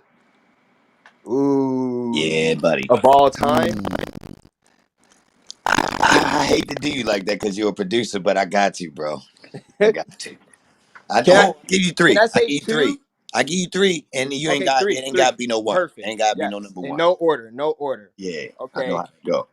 One, um, Nile Rodgers. Oh shit. Yeah. Two, Pharrell. Uh, And um, let me see. Hmm. Man, my third. Fuck, man. Uh, I'm. I want to say fucking. I wanted to say somebody modern, but I low key got to say Roy Ayers or James Brown, and I don't know which one to choose. oh shit. My man went into the cut to get some people we only people who fuck with music or gonna know these people. Hold on. All right, let me give me a three that the regular people know, cause yo, I ain't gonna lie. Okay, I okay, respect okay. that Three list, that the but they regular don't know. people know. I'll say Dre. I'll say Yeah. Pharrell, and I'll say who's my third? And I'll say Jay Dilla. Okay, I like that. I like that. That was real. That was well rounded too. Thank you, All right, bet. So Now Rogers is real though. yeah, nigga. that was Now it. is the goat. Y'all don't facts. understand. If y'all don't know who Nile Rodgers is, please go Google him right now. Yeah, that was some gangster shit. That was some that was deep right there. That's heavy. So hold on, we Yeah, got he's another one one. of my Oh, favorites. we gonna get a little bit. This a little bit different right here. Favorite car. Oh shit. Uh, 88 Ferrari Testarossa. Damn. Yeah, yeah. Damn. Whoa. I've actually owned a 944 and I've owned an 850i before You too. got the other joint? You got the 88? Nigga, I wish. I was I about to say, so I had to check. I'm about to say, whoa, no, don't mean that. I'm gonna keep Whoa. it a buck. If I wasn't what do you call it, trying to get this crazy house like I would, I could have it easily. All But right, say less. So you know absolutely, how to track one down. yeah. You can obtain one. All right, say you drove one? I have a my daily driver is a Panamera 4, no biggie. Yeah. You know, shit. Little nothing heavy. I ain't Yeah, trying. it's just Flashy. something to look nice in and something to respectfully have as a person that I am in the world. I respect that. All right, so Yes, look, indeed. I got the favorite watch. Yeah, see, look, we You tagging ready for this, black. nigga? Yeah. The platinum Arab Dow Datejust. Whoa. Okay. So y'all gotta understand this too when I say this. A lot of the if you see the Arab dials and Rolexes, and it has a Jubilee bracelet. Like I have a date just with Jubilee bracelet right now. It's a 1990s Rolex. It's fucking what do you call it? It's I'm sorry. What do you call it? It's the band. They stopped making these bands for a while. They just started making them again in 2020. But when they stopped making them, these watches went up crazy. So like I bought this watch for like around 4,600 used, and then it appreciated to fucking 10 bands in 2 years. So That's bullshit. swear to God, it's on the He made motherfucker. out. He just told y'all another motherfucking Joe. And so I need to tell you this about that watch real quick. So Pete, my friend, he's a watch collector, and he told me he was like, nigga, I kid you not, this was probably 5 years when I should have fucking got this shit. He was like, Mano, no. He was like, because at first I liked this sapphire Rolex that they had. They had like all the color sapphires around it. That motherfucker was crazy. But when I saw this, he was like, nah, nigga, you need this bitch. He was like, you get this. Like, niggas know what time it is when you walk in a room. Like, you gonna have the conversations with people you need to. He showed me that bitch. I kid you not, it was 70 bands, even like used. Y'all heard $70,000 at that time. Guess how much this watch costs now, y'all? a 500,000. Yeah, yeah, damn near. It's almost like a quarter million, 350 right now. Yeah, I can see the appreciation. I see where you at with it. Yeah, If a nigga know how to deal with these types of things, you could wind up getting something that's gonna gain a lot of value. facts. But you gotta play the game, right? Gotta play the game, post it. But hold up. Let me post something at the top for these guys, just to let y'all know what type of situation we dealing with. I post a link for the guys who want to check out and see what the hell he talking about. That's a Yeah, that right bitch there. right there. Exactly, nigga. Yeah, that's Arabic Dow right there. Niggas walking around with the regular Jiffy Max, but I ain't seen no trap nigga with that Arabic Dow on. And bro, real shit, like like I said, niggas that have the Arabic Dow, but they'll have it for a date just. It's not for the fucking presidents. Like this is a platinum fucking date fucking presidents. Like it Oh, has the date part on it as well. But on Rolexes, like people get aftermarket faces and they change their faces. This mm, is the only Rolex that's supposed to have the Arab dial. And the craziest thing about this Rolex is so fly too is that niggas ain't gonna even be worried about you having this shit uh, on because they not it's not shiny enough to where they think it's some shit. Like they'll probably think yeah. like that weak ass silver watch. Like, okay, nigga, thanks. So you mean to tell me you could wear this stunt, get the clout, and not get robbed? Yes, because niggas is Wow. not good. Because niggas gonna think that's some little bullshit ass Rolex. Cause Like, it ain't got the okay, diamonds in the bezel. exactly. Wow. So you mean to tell me this one is better than the one with the diamonds in the bezel, bro? Whoa, man. How is that possible? Hey, G. How is that possible? Please explain to these guys. I don't think they know about watches, bro. Because I see So them peep with a this, whole bunch y'all. of junky I thought diamonds. putting diamonds in a Rolex like So depreciates the value. yes, it depreciates It the does. value. People don't understand because you're drilling holes in your watch and you're Oh, fucking it up. oh. Right. No Rolex comes with diamonds, right? No, they got No, so definitely peep got this. So Rolex peep. diamonds. Those Yo, ain't yo, Rolex diamonds. What the fuck you done you to done that? to that exactly. So, Oh, they but too peep young to this. know. Oh, they too young to have heard that. I'm about to fuck y'all Oh, What head you up though. say, Y'all ready for Evans? this? Y'all ready for this though? those ain't Rolex, Rolex diamonds. Rolex manufactures all of their own materials. So if you have anything aftermarket that Rolex didn't put in your watch, if you take it to Rolex, They not fucking with um, they not fucking with it. They won't even fucking repair it. Any And real jeweler not fucking with it.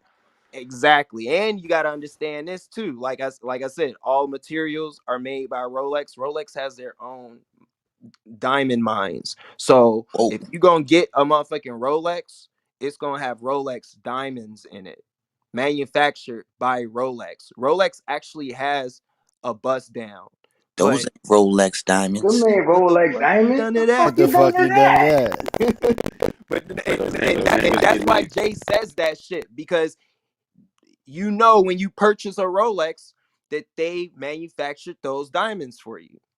Long story short, yo, they don't make all that bulky, junky shit niggas be wearing. They shit clean Facts. face. I mean, you So can Facts. see niggas these getting diamonds. It's rollies gonna Facts. and be in the taking. bezel, right? It's gonna be in the bezel, but you gonna be able to take that bezel off and put the other bezel that's clean without the diamonds in there.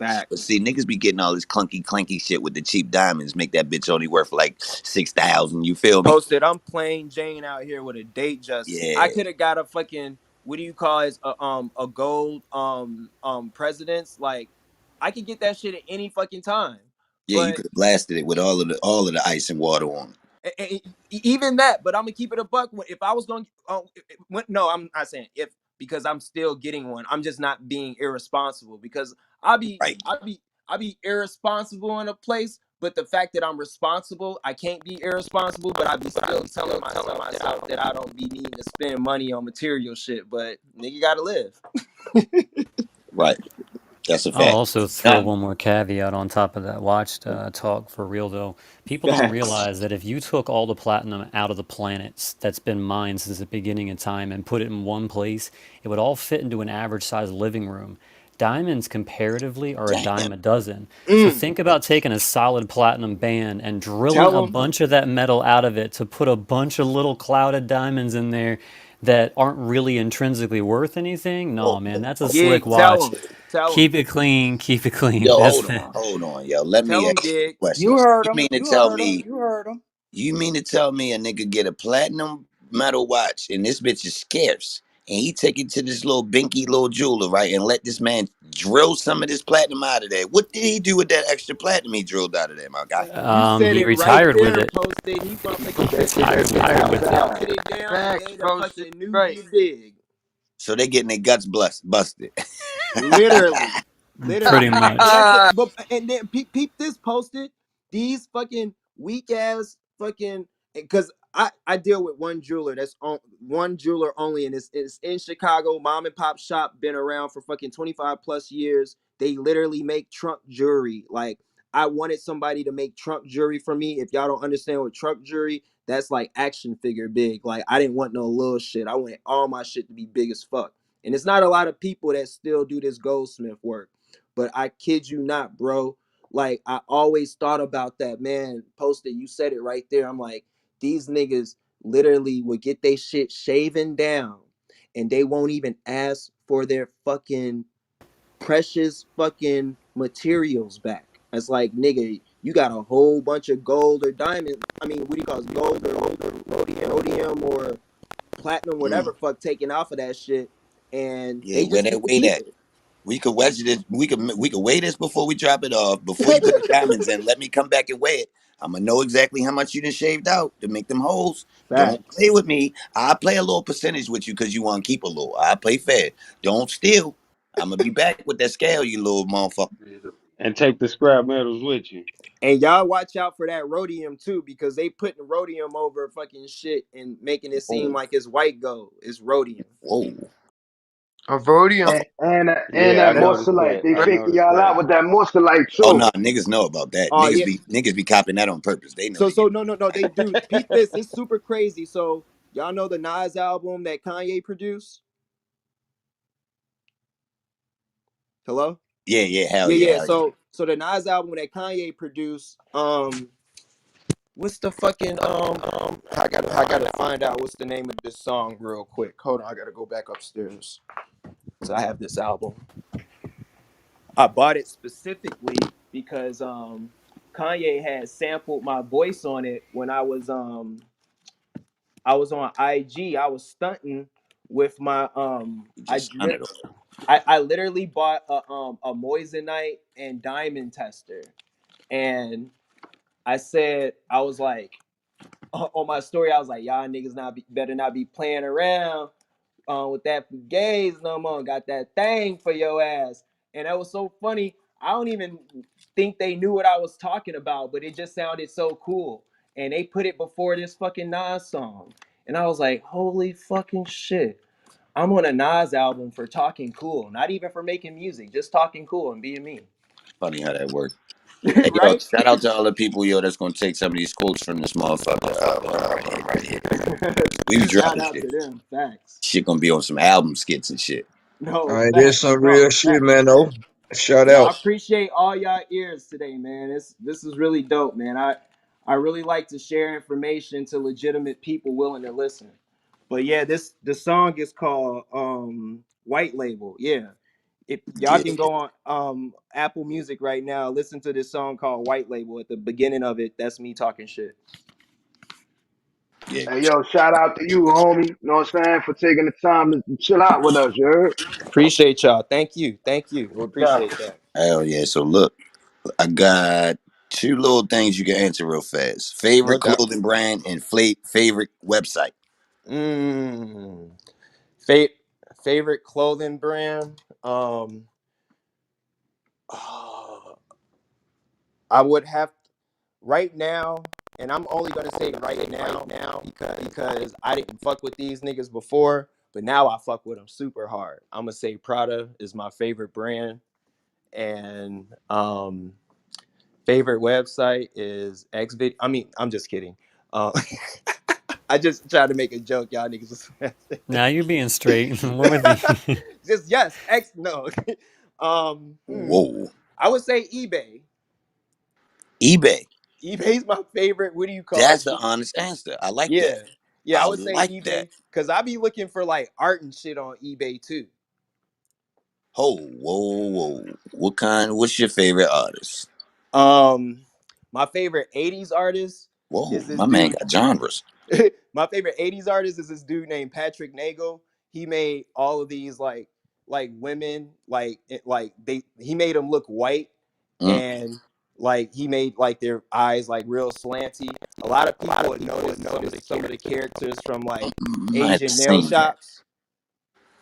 I think I You know what I'm seen talking that. about? I think I seen that before. On Duran, put on what do you call it? Google Duran Patrick Nagel and you will see it. Like it's really iconic for the 80s. Uh, Um all right. Hey, hey, yo, did it? Hey, yo, but and then him he, but him in the hey, yo, hold 80s up. and then modern, hold on, and modern Banksy and Cause. Those are my favorite artists. Now see, God damn it. Bansky. I was about to Yeah, just thanks. go He's into nice. do you fuck with designer toys? But hold on, let my man Yes. Brick say what. I already know what time. You already just answered my question. Yes, So hold sir. on, Yes, I'm gonna sir. get busy. But Brixie, go ahead. I mean, Brick, go ahead. Hey, yo, was it the video? Did the dude emulate like the video with all the girls with the guitar and they all look alike and they all had them that like mascara that made them look real cheeky? Like you talking about that dude? Yeah. You talking no, you talking about Bet. Patrick Nagel. Yeah, his albums like it. I mean, what do you call it? His art is basically like all like I wouldn't even say it's white women. It's like women painted white. Word, bet. I got you. Yeah, Yeah, I know what you're yeah, talking about. yeah. All But right, yeah, that shit is just literally iconic for my life. It's so weird. Like that shit literally has like rent space in my fucking brain for reference. all right, bet. So you said designer toys. I gotta. Damn. I don't even know. Favorite cars. I would have to say um Porsche. Um Porsche for sure. No, no, Yeah, no, no, no, no, no. I mean cars. K8, his Oh no, actual favorite favorite. cause. I'm sorry. Yeah, yeah, yeah. Which one? Which one? Favorite piece. I would probably have to say his Fat Albert piece or Simpsons piece. Oh shit. Yeah. Oh no, nah, you going back. Yeah, you been. And I liked when Cause was fucking putting up the fucking posters in the motherfucking what you Exactly. call it I in would the like to have one of them. train stops and the motherfucking bus Yeah, stops and I shit. would like to have one of them in the studio. Man, nigga, them motherfuckers are priceless if you got a fucking OG. Nigga, my friend Travis McCoy literally just showed me his collaboration that he's doing with Ron English. And He just it's stunned it on us. it's so fucking Wow. Ron insane. English, one of my favorite, bro. I got mad. Yeah, Like and but the thing is, the jewel that I even said about Travi, nigga, y'all don't even. A lot I of know people who don't he know is. Gym Travi's an Class Heroes. artist, huh? Gym Class Heroes. Yes, yes. A lot of people don't know he's an actual artist. Like that nigga, his graph game is crazy, and he can just draw so incredible. Like he's sick. So you got some exclusive Travi designer Oh, Apple toys. hold on. Travi was showing me all of these fucking exclusive pop lives that he had the other Oh day in his shit. house. Nigga, he has OG molds of pop life figures, Mmm. nigga, in his house, Molds. like one of ones. They don't know what the hell a mold is. Yeah, I was like, yo, you Oh shit. bugging Oh, right oh now. my god. Oh my god. Hebrew Brantley. Oh, nigga, hold on. Hold on. Oh, You got oh, something exclusive, bro. hold Hold on. I up, got a yo. Share PTR. some of that, I got yo. a PTR this real quick. Y'all Yo, he ready? ready to stun on me, yo. Y'all ready? Hey, yo, y'all don't like the Felix the Cat claws? Claws? The black Oh and yeah, the white joint? Felix is fucking raw as fuck too. Hell fucking yeah. Of course. Yeah. Of course. Yeah. No, bro, I gotta pull this out real quick. Hold on. Hold on. I literally just sent this to Travi the other day when we was fucking talking. Oh my god. Hold up. I have to show y'all this. No, go ahead. Nah, I was just gonna say to the people that don't know what we talking about, Google some of these names. They just designer toys, but the shit cool. If you like cool shit, you like Jordans and shit, Bear Bricks or that, this that type shit. Hebrew Yes, I Brantley just is a found sleeper. it. Say it again. I said Hebrew is a sleeper. Yes, no. So peep this. Hold on, I'm about to bring it up. I gotta put this my fucking phone on the charger for this bitch die too. But I be no, fucking this OG slick. y'all ain't ready for this one. Hold on. So this was at my I think this was my 25th birthday party. Oh shit. Oh shit, I didn't hold on. It's 5 o'clock. I thought I had brought it up. I had only copied it. I gotta hold on 1 second. Ray drop Yes, some sir. Jordans. Oh yeah, this a gem, my nigga. You gonna really tweak on this one. You gonna love this one, bro. He got Flyboy. Yes, sir. You got a You ready? 4 foot statue of Flyboy. PTR is even better. What? Fuck can it get better than that? It's even better, nigga. Yo, he's stunting on the track, man. He's stunting on the track for real, Come on, man. man. That I shit, told you that I'm Oh one shit of the shit. dope most He as got known hell, yo. artwork. unknowns. He got artwork from '08. That's God. a Hebrew That shit's dope as hell, original. bro. This is before the Flyboy style. He Yeah. was doing that shit Now back the then style is in too. there. Look at the traces. Look at Oh the no, shadows. facts, facts. No, I it's there, see it. but he was doing. He was. I'm saying he had that character, Yeah, he but ain't like stamped the he was brand. It ain't get branded hard yet. facts, facts, Yeah, I get it. facts. Yeah. Yeah, sure. That's official right there. Yeah, that shit crazy. And they got your name on the ring. Yes, Oh, sir. yo, you Oh, think you nothing? I Oh That's shit. why. I That's still why I have say that he's four stunting finger on the ring too. track. It's a That's gold why I four say he's finger. I stunting got on the two of them. track, man. God damn, boy. That's exclusive. Man, No, that what but I was finna so say. He Pete. got the name on the ring. Oh yeah. Everybody Hold doing on, it bro. now. He stamped it. Yo, And he so got Pete, the Pete, Hebrew that's an actual exclusive. picture.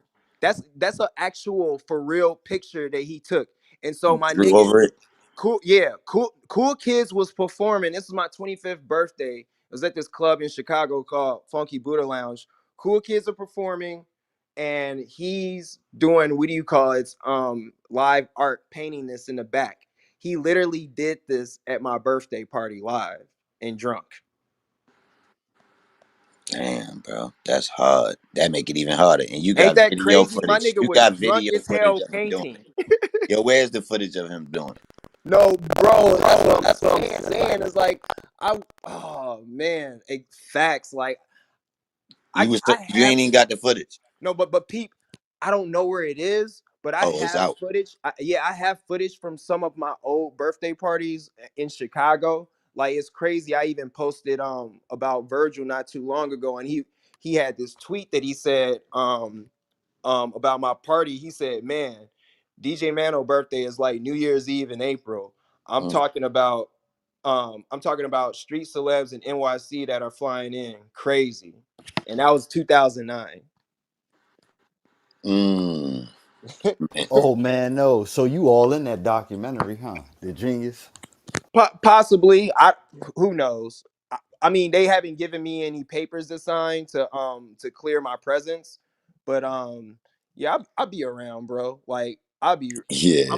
I'm gonna keep it a buck, man. I was so agitated with seeing people that took footage at Virgil's memorial because it was Mm. so personable to me, and I understand everybody. We all appreciate Virgil, and we all would have liked to seen how that was or experienced it to a degree. I'm not including everyone. I'm saying any and everyone who appreciate what he does because I'm not arrogant to say that some people don't give a fuck and that's legitimate. It's like it's not for you. But it really hurt me. It hurt me because niggas made something that was I felt that Virgil wanted to give his family and friends personally. They made it available to the world. And that hurt my heart, bro. Y'all can see me in like footage of like a lot of those videos where it's like them trying to take picture of video of Kanye and all of these and Drake and all of these people. I'm literally in the background like, hey, was saying what's up to people, etc. But like, I'll be around. I'll be around. I'll be there.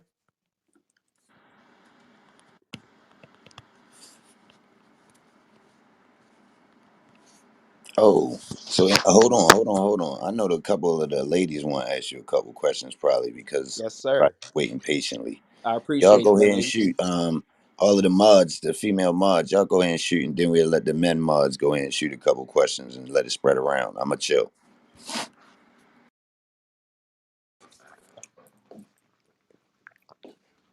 Who going first? Come on, y'all What's rock. up, I got Queens? Let's go. questions. Where the questions at? Miss Parker, loving, I was trying to Dana let in them here. go first. I have questions, but I loving. already asked my questions. I'm gonna let Oh, the other ladies go first. Let's All go. right, I Okay. just want to be goofy for a moment. What's oh, your favorite cereal? oh, Oh man. oh. So we can be goofy. We can be goofy, but I we like it. still educating, right? We Yes, always That's a educate. fact. Hell yes, yeah, hell yeah, yes. hell yeah. So my favorite cereal for the longest was Cinnamon Toast Crunch, but when I found out it has po- so, postpodium phosphate, I was like, I'm not fucking with this shit because it's basically the chemical that they use to make fucking what do you call it? It's paint thinner. And even though it's at a small percentage of consumption, it's still enough to where like nigga, you eating that shit enough, it's gonna be fucking cancerous for you.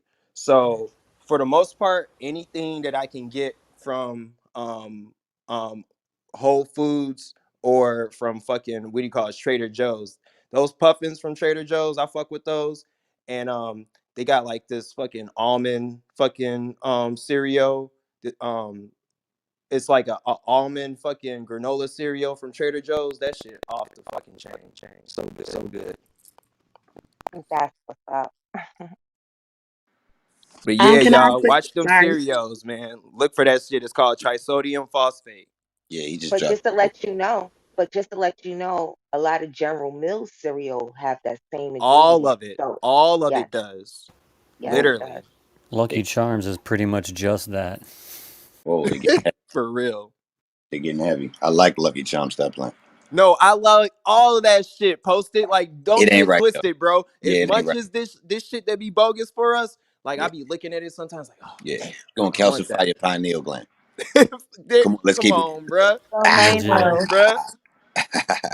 Gotta I just keep have one all of quick that fucking shit question. out of our system. Yeah, Oh, we can. I just Mano, have. Oh, I'm sorry. I didn't mean to cut you off, sweetheart. are you a mod? Is that No, what that, that? let Miss Lexi rock. Let go in, Miss Lexi. I got you. I just wanted to know, what was your favorite old school movie? That was it. Oh shit. So how old school we gonna be? Cause I tell y'all a movie that inspired me to be who I am. Oh, All right, Okay. I'll before take you do that. Yeah. that, go gangster. Go gangster first. All right, all right. Favorite gangster movie, Goodfellas.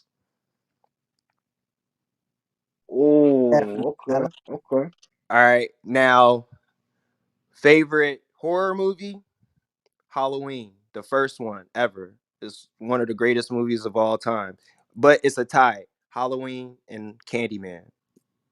Candyman, because I'm from Chicago and has personable reasons too. But my favorite movie of all time when I was a kid, and it's still one of my favorite movies because it made me who I am, is Juice. Hey, bro, Okay. not to cut nobody off. I'm so sorry. Listen, bro, I fuck with you. That's my favorite movie of all time, man. No facts, it Oh, Yo, I is. know why he yo, fucked that's with the a movie though. Hold up, he yo. fucked with the music, the movie, because the Q was DJing. Yes, yes. And peep this, peep this. I'm about to How I fuck know? y'all head up even crazier. DJ Scratch, the nigga, y'all know the legend DJ Scratch. I'm literally telling my girl at Eddie Kane DJ. yes, sir, How I know? cause you one of them niggas. So Pete, he came to my friend's tribute because Tim has a tribute every year, and all of his DJ friends come out. Stretch, Bobito, Clark Kent, motherfucking all the heavy hitters. He was a heavy hitter, so all the niggas come out. So Scratch came out this year, and I was the year that I'm speaking on, and I was telling my lady about him, and I'm just like fanning out and shit. And I was like, yeah, man. I was saying about juice, and he was like, you know, I I was the person they did the scratches for Q for the movie, and I was like, nigga, shut the Ooh fuck up, wee. shut the fuck Yo, up, come on, nigga. man. What we talking Sucker about? be Them the better niggas. be. Sucker be better be. Sucker be mad at. Come Hey, on, yo, come what we on. talking about? Oh, that was the Them the niggas that shit. first play Wu Tang, man, on their radio station. What we talking about, Oh, man? Come Come on, on, bro. man. Come on, Listen to man. this. Listen. So when I found that out, I even told him I was like, fam, that movie inspired me to become a DJ. And I'm not gonna front, it inspired me to be fresh. I always wanted to be fresh because my OG, she was super fresh always. But when I seen Q, I'm looking like this nigga got the motherfucking sneakers. He fucking a fucking woman that's out of school, like that got a job, a good job. I was just like, man, I want to be Q. A nurse. She Yes, was a nurse. yes. Come on, man. Forever Man, legend Jimmy that's my Juice. shit. Hey Yes. man, no, what verses would you watch, bro? Oh, Hey, one now, second, Hold y'all. on. Somebody's No, ringing you my can't do bell. that. You cut us all off. You gotta hold on, sir. the women first. Um, I wanted ladies to ask, first. like I've heard, Wait, he said, so hold up for a Hitmaker. minute. Loving, he said, hold up for a minute. His doorbell. Yeah, I got it. I'm sorry. I was expecting a package.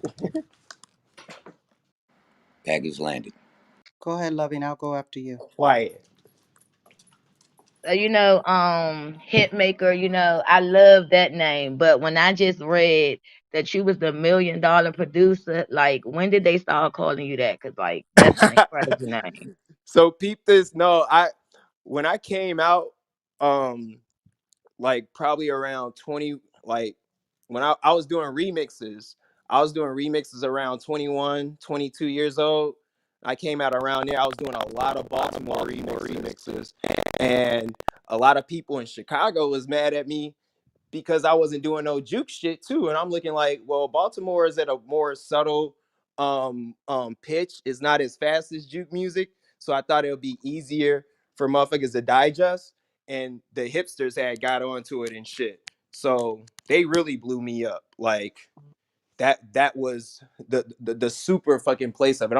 I'm sorry. What was the question exactly again? Because I know When what did I'm they saying. start calling you the million Yeah. dollar So producer? so it was so crazy at that time.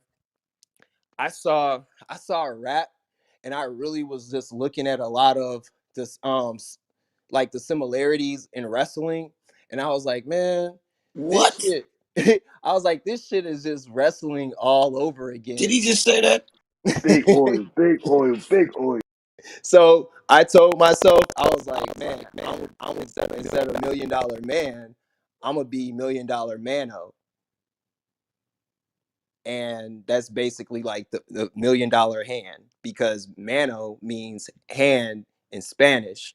But the reason I got Mano as a nickname is because my name is Emmanuel, and it came out um Mano when my older brother would try to say it, and they already called my grandfather Manny, who I'm named after. So Mano stuck. That's been my nickname since I was a shorty. And I made up $1 million Mano because I was like, before I got a million, I was like, this the um the inspiration to get there. And so it's crazy, like niggas thought like the little niggas, like it was so funny. One of my homies that's a producer, his name is Tony Baines, and he told me, he's like, nigga, my son thought you was a millionaire already. I didn't even want to fuck. And this was like before I was. So he's like, I didn't even want to fuck the little nigga head up and shit. I was just like, but it just blew me away. He just thought that shit off of your persona and your name. And I was like, damn, that's crazy, because even in interviews at that time, I literally said, I'm only saying this name as, I only made this name up as inspiration to get there. So I took it off um after I didn't want to be referred to as a DJ anymore. I just let it be Mano, because I just didn't want to get like, like typecasted in a way of like, oh, you just this DJ guy. I'm so much more. Now, from your perspective, when you think of hip hop, what does hip hop need a little bit more of and a little less of? Hmm. I think hip hop, I think that as I think as supporters, we need to start supporting the other factions of hip hop as much as we do rap. Like like no one takes their kids to like BC1, Red Bull BC1. No, nobody like shows like takes their kids to graffiti um Mm. mural sites where when people are doing productions to show them that these people are artists, and like you can do this on a legal level. Like, no, I said this in a room a while ago. Everybody is only supporting rap, and we not supporting the rest of the elements of hip hop. That's why hip hop has died. But I'm speaking outside of myself because I support it all. Like, I'm an actual b-boy, I'm a DJ. I fucking do graffiti, and I fucking write. So I I'm expressing myself in all elements, and I'm supporting those subgenres. But I can honestly say that me being a part of them, I know how niche and small they are because I'm a part of them. And everybody's always saying it. Like, they literally saying like, "Oh, hip hop is so negative. It's so negative." It's like, yes, because we supporting the most negative part of it, and that's rap. And it's like we need to start supporting other positive attributes, and I feel like that'll even it out. Okay. And when you think of the up and coming artists, what do you think when they're entering into hip hop? What educational component should be involved so that they understand that the success they have is a gift and how it should be used Sister, what's your wisely? name? Miss Parker. Ms. Parker, I appreciate that question because that is so fucking vital. And I think that everybody needs to know and understand that in here. Um, Reading and writing arithmetic, like the simplest of it, like counting is like, if you if you can't count, you can't count your money. If you can't count, somebody can steal from you unknowingly. If you If can't you count, you can't can't read, count bars. exactly. If you can't read, you can't read the fine print. Like, the reason I'm saying these things posted even before I get to like those musical attributes, these things matter even more than the talent. Do you understand that? Because if you don't have this knowledge, then you're gonna let people take advantage of you. You're gonna be TLC. Period. Period. So it's like, what is the talent? What is the talent if you can't take advantage of you having it? You have to have literally fundamentals, the smallest fundamentals. Like, and I'm a hypocrite. I'm saying this as a hypocrite because y'all gonna laugh at me. And I've been semi embarrassed of this for most of my life. But I went to college illegally and I didn't graduate high school. Oh, you in the wrong room. We love that. What a coincidence. It So the never reason I stopped didn't your listen, That's listen. real shit, The though. never reason You I ain't stopped didn't your real graduate, success. shit, though. listen, the reason I didn't One graduate mic. high school is because they try to hold me back for like one more year, probably 2 more years, because the school I went to is infamous for doing that.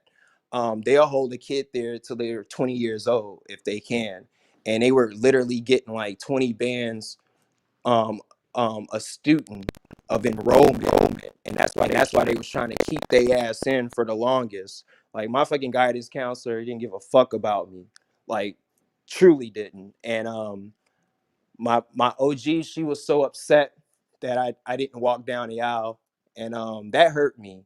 That shit haunted me for the longest because it made me not think that I was a legitimate person to the world, like, of accomplishment and just like having my place and being someone that's respected.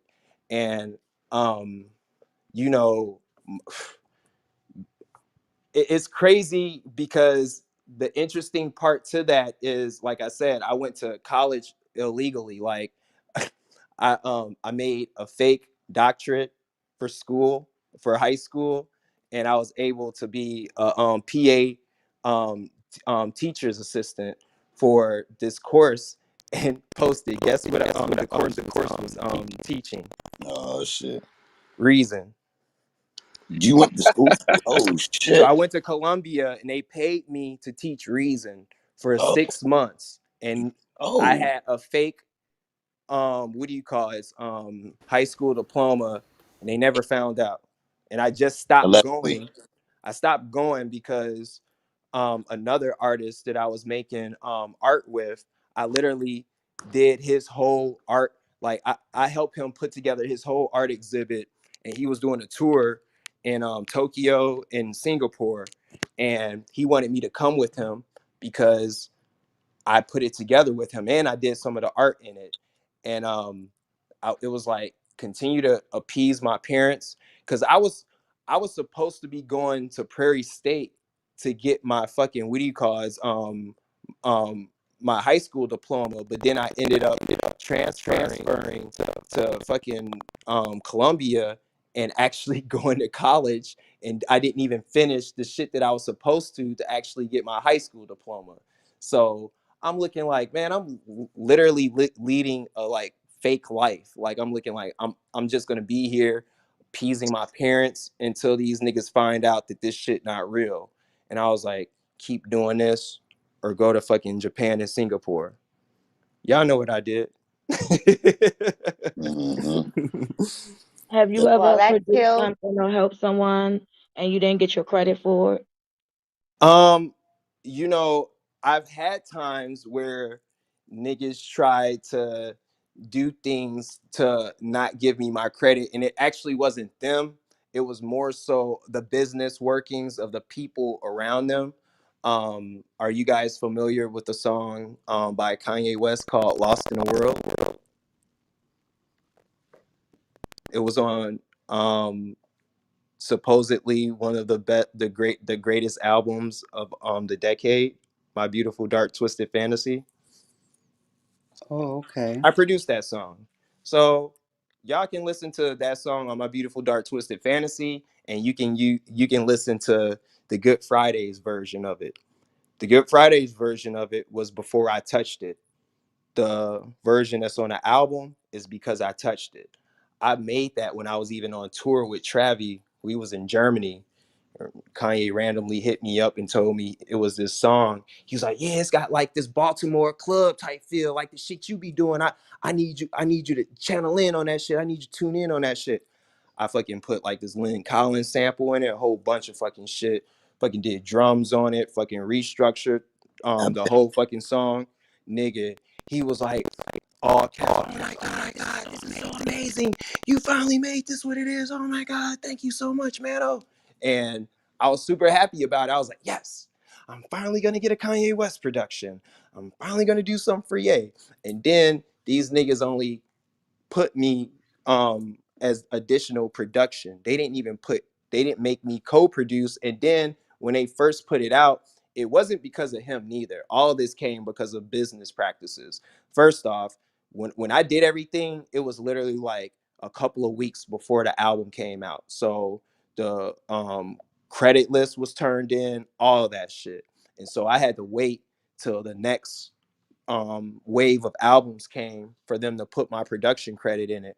I still like I buy albums of everything that I have credits on, and that's probably the only album that I haven't bought that I don't like, that I possibly don't on some of them too, because like I said, you got the album that came out like first that had everything locked in. Like it doesn't save me on those production credits. But even the crazier silver lining to this story was this guy's not Ye's attorney anymore. But get this, and this goes back to what I was saying about, what do you call it, too, leverage. When I made this, I didn't have a lot of leverage yet. I wasn't even DJing for him yet, and I didn't have a lot of production under my belt yet. But I was working towards it. But his lawyer was like, "What?" I asked for some publishing, because I did a lot. I did enough to deserve some fucking publishing. But the fact that we did put the link, I put the Lynn Collins sample in it. Like I'm like, I understand. I put the sample in it, and etc. The artist needs to have the publishing because this is his songs, etc. etc. But the lawyer was so disrespectful. This motherfucker said, "What? You want publishing? All you did was put some drums on it." So yeah, Ooh, sometimes. I'd have got put out the industry that day. So we Yeah. Completely know that removed. you were surrounded by Virgil, R.I.P., and you're surrounded by Kanye, and we know that they have a creative genius within them in their mind. What's your inner genius? My inner genius is my obsessive compulsive disorder. I'm obsessive compulsive Oh, about everything that I love, Same and here. that's a fact. Like literally, from art to people to um like anything that I can see and admire. If it looks good enough and it's cool enough or interesting enough, like I have a problem with staring at people sometimes, because I be just like, I'm a observer. Like I just like to observe shit. That's why I like to be out with glasses on, so I can look at people without them knowing I'm looking at them. he likes to wear shades. So Yo, how let did me you? ask y'all. Let me ask the panel real quick. Yo, how many things he didn't say today that I be saying? A lot, a lot. Hmm. Didn't you hear me ask them earlier? Was Just say he your we real son? niggas, bruh. No, go Y'all, ahead. I'm sorry. that's your long lost brother. You must ain't get my back channel. Oh, my bad. Nah, I think that's the engineer shit, the producers, bro. It most definitely is, and just birds of a feather, man. It's like, honestly, being a musician puts you in a space of responsibility where you need to know things that the general public don't. You gotta Because be obsessed with it.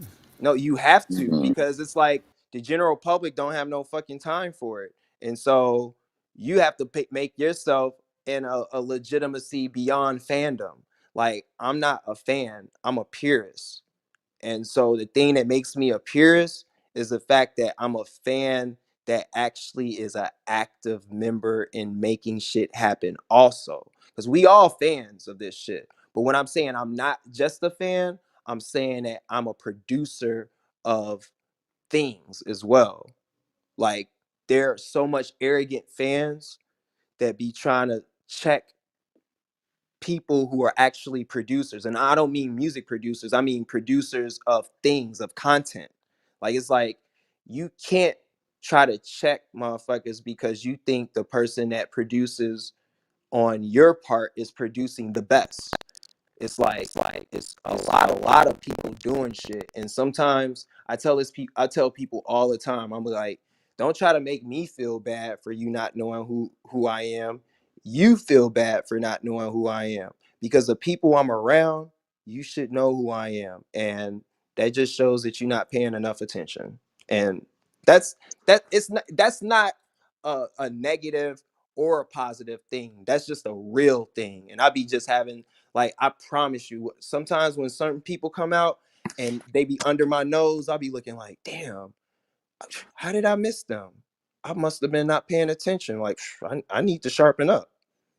But like I said, the arrogant thought of like a lot of people wanting to know what they know and just feeling like, oh, nah, nigga, I know shit. You can't tell me nothing. It's like, there's a lot of people out here that we don't know.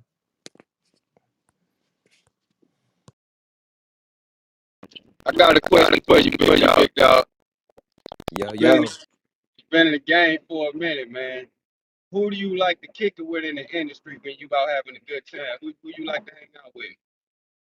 Um, Man, you know what?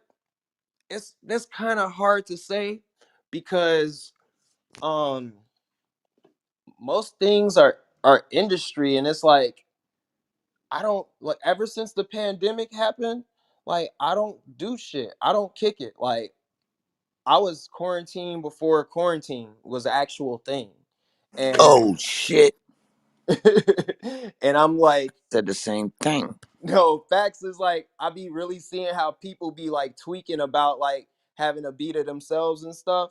And I'll be looking like, nigga, I've been to my fucking self. Like my whole it's so funny. My whole day revolves around me having to do something. Like I could when celebrities or like successful people, they got money and shit, it's and you your own boss, you have to take out the time to make sure that you're doing certain things that are being seeds planted in the ground to secure your future, because you can't just fuck it off by just being fucking lazy. It's like I don't have no fucking schedule. Like I am my schedule. I can fucking go to sleep at 4 o'clock in the morning and sleep the whole day, or vice versa. So you have to take the time to make your sword as sharp as you know it can be. That's what I do all the time. Like sometimes I force myself to make music because I just be too comfortable sometimes. And you have to just be in your productivity and your fortitude of, I mean, your fortress of solitude. Yes. Can I ask you a question, brother? This is Firewater. Yes, sir. What's good, Um, fam? peace and bliss be upon you, brother. It's funny you Likewise, said bro. that because we were having a conversation earlier, right before you came into the room, um, about how we had a theory that a lot of producers have to stay to themselves just to not be affected by Mm. so much of the frequencies and shit bouncing around in the studio. You Mm. got anything to add on that, or what's your perspective? Ooh, let me cook. Let me cook. Bro, that's such a beautiful question. That's a great question. Let me put these pods in real quick. 1 second. Hello? Yeah, we're here. Hold on. Yeah, I was trying to make sure they was on. Hold on 1 second. I gotta turn this motherfucker on. Yep. Oh my God, man, that's such an amazing question because like even within me being on Clubhouse and like how I was telling posted earlier, I be real low key on this shit. Like niggas be on here and know who I am and shit, and then like it's so crazy. I'm gonna keep it a buck with you. It's like the niggas that know who I am, like they don't be giving me no like no feeling or like no attention until like I'm doing shit that they looking like, oh yeah, I need to pay attention to Mano right now because he cracking. But for the most part, it's like I used to be in a place where some of them niggas could take advantage of that shit to a degree, but now it's like I'm so comfortable with being by myself that like it's crazy. Like I, a lot of people can't be by themselves because um what's it called? An idle mind is the devil's playground, and so a lot of people get caught into thinking toxic, thinking negative, um, wanting to put their agitations on people because they can't hold them inside, and so they're like they take it out on the first person that they see. But like me, I don't need any of that because I'm so comfortable with myself and like the things that I need to do to stabilize my happiness for the day. Like I smoke, I make music, I play video games, I take time with my what do you call it, with my fiance, I work out, I cook, I fucking take care of my dogs, take care of my stepson. That's my life. Um, those things also account for me having the time to myself too. Like I used to be like all other young people is like you want to be out, you want to be in the midst of what's going on, etc. And then when I started getting money for my presence, I started appreciating myself more than like just trying to like be a part of a cheap thrill or just trying to appease people. Like I used to just go out sometimes just to like appease other people who want to be around that shit. But like now, unless my friend is playing a club, like if my friend's not playing, if I'm not getting invited for free bottle service or some shit, I'm not going because I don't need to. And it's just really interesting what a lot of people are entertained by. Like I tell people all the time, it's like motherfuckers be literally paying to go into a room painted fucking black with loud music. Think about that. Yeah, that's heavy. Think about that. Like, and I'm gonna keep it real with you. It's heavy because a lot of niggas don't even understand that their homes are not loving. Like the place where they rest their head is not loving. So they trying to stay away from that place as much as they can or get like some type of like outlet from it. And then if it's not that, the people who just like there to just enjoy it, that just may be what it is. But for the most part, niggas that like have to be at the club all the fucking time, every fucking night, like have to be seen, it's because of that. It's the insecurity of not wanting to be home and missing out on things, etc. I'll be like, I can miss out on it all. Like, I don't give a fuck about Chicago's nightlife because I actually can be a part of shit that's like worldly. Like, I didn't go to fucking Fashion Week. My cousin started going, and he's in this shit just like I am. He's an artist. He was on Good Music. His name is Hope. Kanye actually signed him, and his album came out on Good Music. But like this nigga, he started, my line's called Treated. His line's called Friendship Club. And so when he started his line, he started going out to Paris with all of our friends and shit. And I didn't go because um I didn't get a what do you call it, an invite. And I'm like, I'm not just about to wing that shit. Like, I need a fucking invite. And respectfully, not to the Off White show, the Louis Vuitton show, both of them. Like, it's like niggas is like, oh yeah, you possibly getting the Off White show because Virgil controls that a little bit more.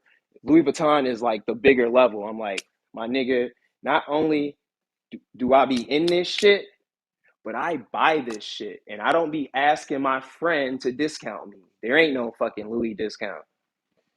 You can only lock some shit down, but they not giving niggas no Drive, discount. drive. I give you a discount at Prada, not at Louis. Exactly. I got a question for you, if it's okay, about the Yes, sir. music. Yes, sir. You mentioned "Obsessed," and honestly, that resonates a little too deep. There's probably not a person on the planet spoken to me longer than 20 minutes that didn't learn something about Max Martin.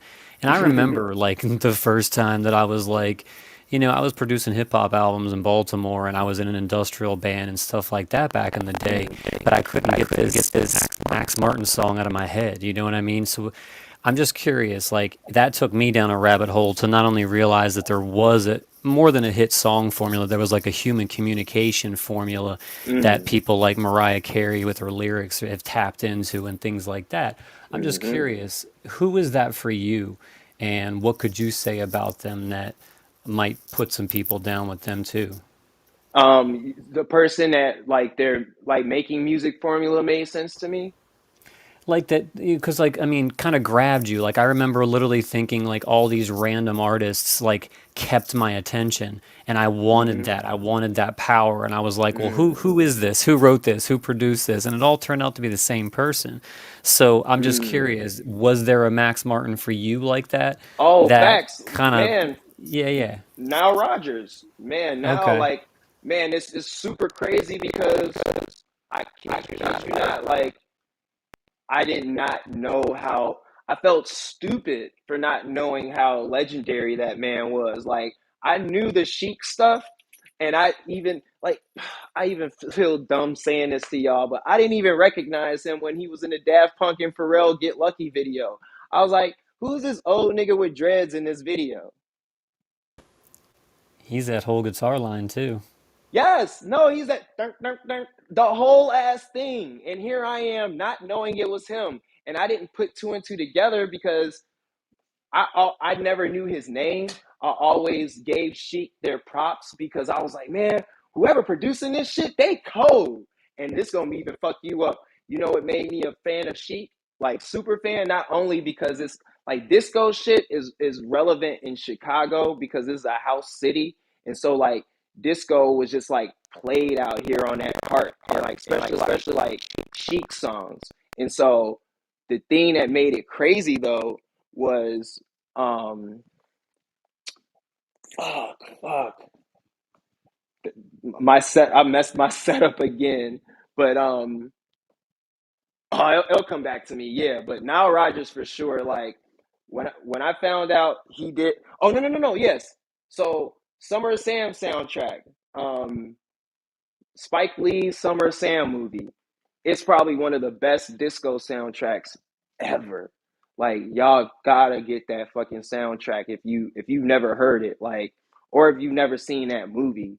Like it's just got so much good disco gems on it. And like I said, I that that album alone made me a huge fan of like just a lot of the producers that was on it, but now did so much songs on there. I didn't even fucking realize. I was like, damn, this dude is fucking legendary. That's legit. I appreciate you. Yes, indeed, most definitely a goat. Hey, Mano. Mano, Oh, Mm-hmm. can Now nah, go. go ahead, bro. I'm sorry, I just got one last question. Can Yes. you please explain this quote for me? Mm-hmm. We have we have two lives, and the second one begins when we realize we Mm. only have one. Mm. Mm. So I'm gonna explain that on two parts. I and y'all don't have to worry about anything because that person was at this part of my life and I'll never be this person again. Like I'm sure of it, 150%. But I wanted to take my life at one time. My brother just had a stroke last year and was paralyzed on his whole left side of his body. And I had a lot of friends actually die from cancer. And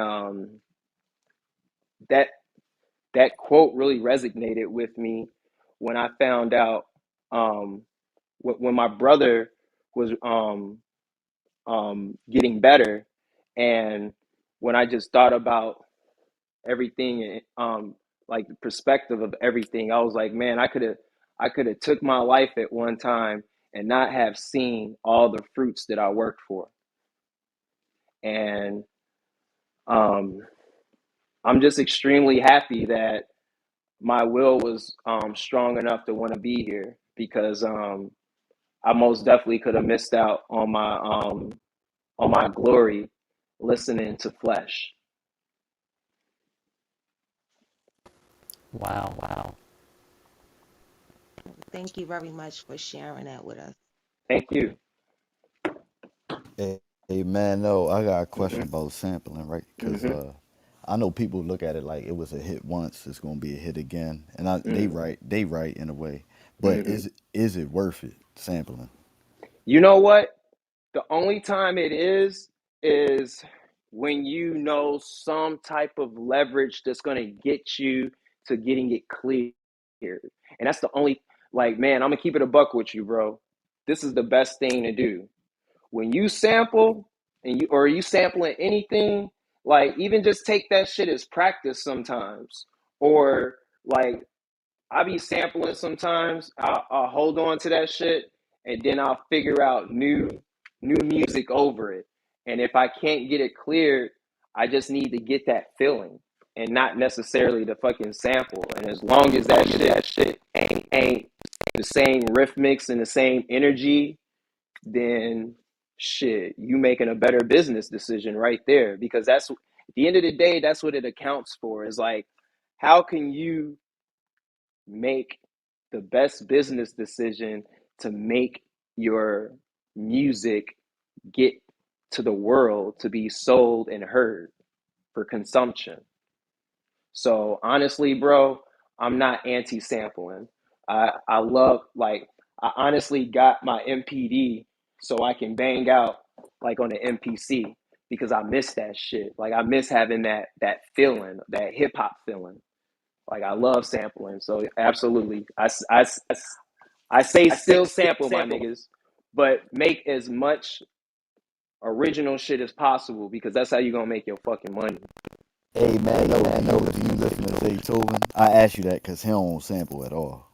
No, Zaytoven is cool, but and he's a, I mean, he's an OG producer. He's incredible. But when I say cool, it's like it's also personal taste as well. And like, Zaytoven has a lot of incredible productions that he's done, but like his, like, he has like kind of like this church style that's like very familiar, and me understanding and knowing like that it's kind of like a Zaytoven beat. Like Yeah, Zaytoven, that piano, yeah, yeah. no, that piano, like, it's Zaytoven sound like he make beats for Lil Boosie and Pimp C. Like, that's how Zaytoven's beats sound because that time period, like, that's how those beats were sounding, and that's to Zaytoven sauce. Yeah, that's You a know, specific style and sound. exactly. My sauce.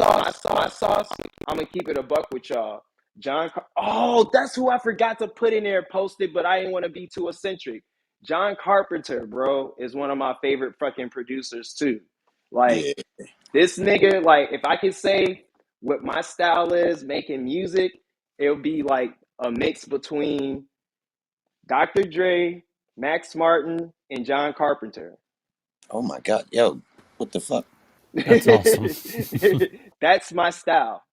That's Mano in a fucking nutshell because it's dark, epic music.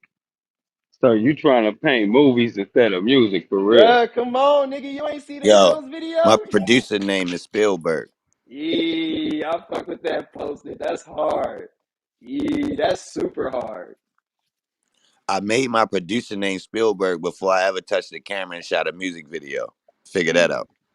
that's super cold. I fuck with that. You was early. You was early. That's dope. That's dope. But yeah, And that's my producing skill set is based on sampling, just like what you was talking mm, about. Straight up. mm, facts, facts. I was about to say, that's the next medium that I feel like I really want to touch is fucking film scoring. Like, I wish I could have at least been a part of or involved in a new Candyman because I, like, that was one of my dreams. I didn't even know it was going to get redone, but Philip Glass, he's another one of my favorite composers. he fucking did fucking Candyman, the original, and it's so crazy because when I heard it, when I first saw the movie, I, it tweaked me out a little. If y'all ever want to listen to it, you can listen to it. It's so beautiful. So the Mamacita video, they actually sample it. Travis Scott and Young Thug song. That's Philip Glass Candyman theme from the first movie. So it's crazy. Like when I first heard that shit, it sounded so cheap to a degree, but the chords were so rich. But like it had like this like real cheap like vintage sounding organ that was really creepy, and that shit was so ill to me because I was just thinking, I was like, man, this shit sound like it was made on a Casio keyboard, low key, and this shit is in a major motion picture. Like it blew me away because I was like, probably before then, I didn't even think that I heard anything yet that I would like probably think that I would want to like sample or some shit. And like I wasn't making music at all at that time. Like I was fucking in third grade in 1992, 1993. So I most definitely wasn't worried about that shit. But my OCD, that shit, like I said, it lives rent free in my head. Like every time I would see that movie, I would just love that theme. And I would just love themes in general from movies. Like, I love movies.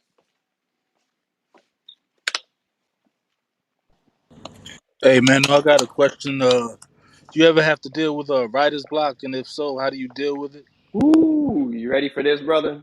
I'm about to give y'all some gems. It's super easy too.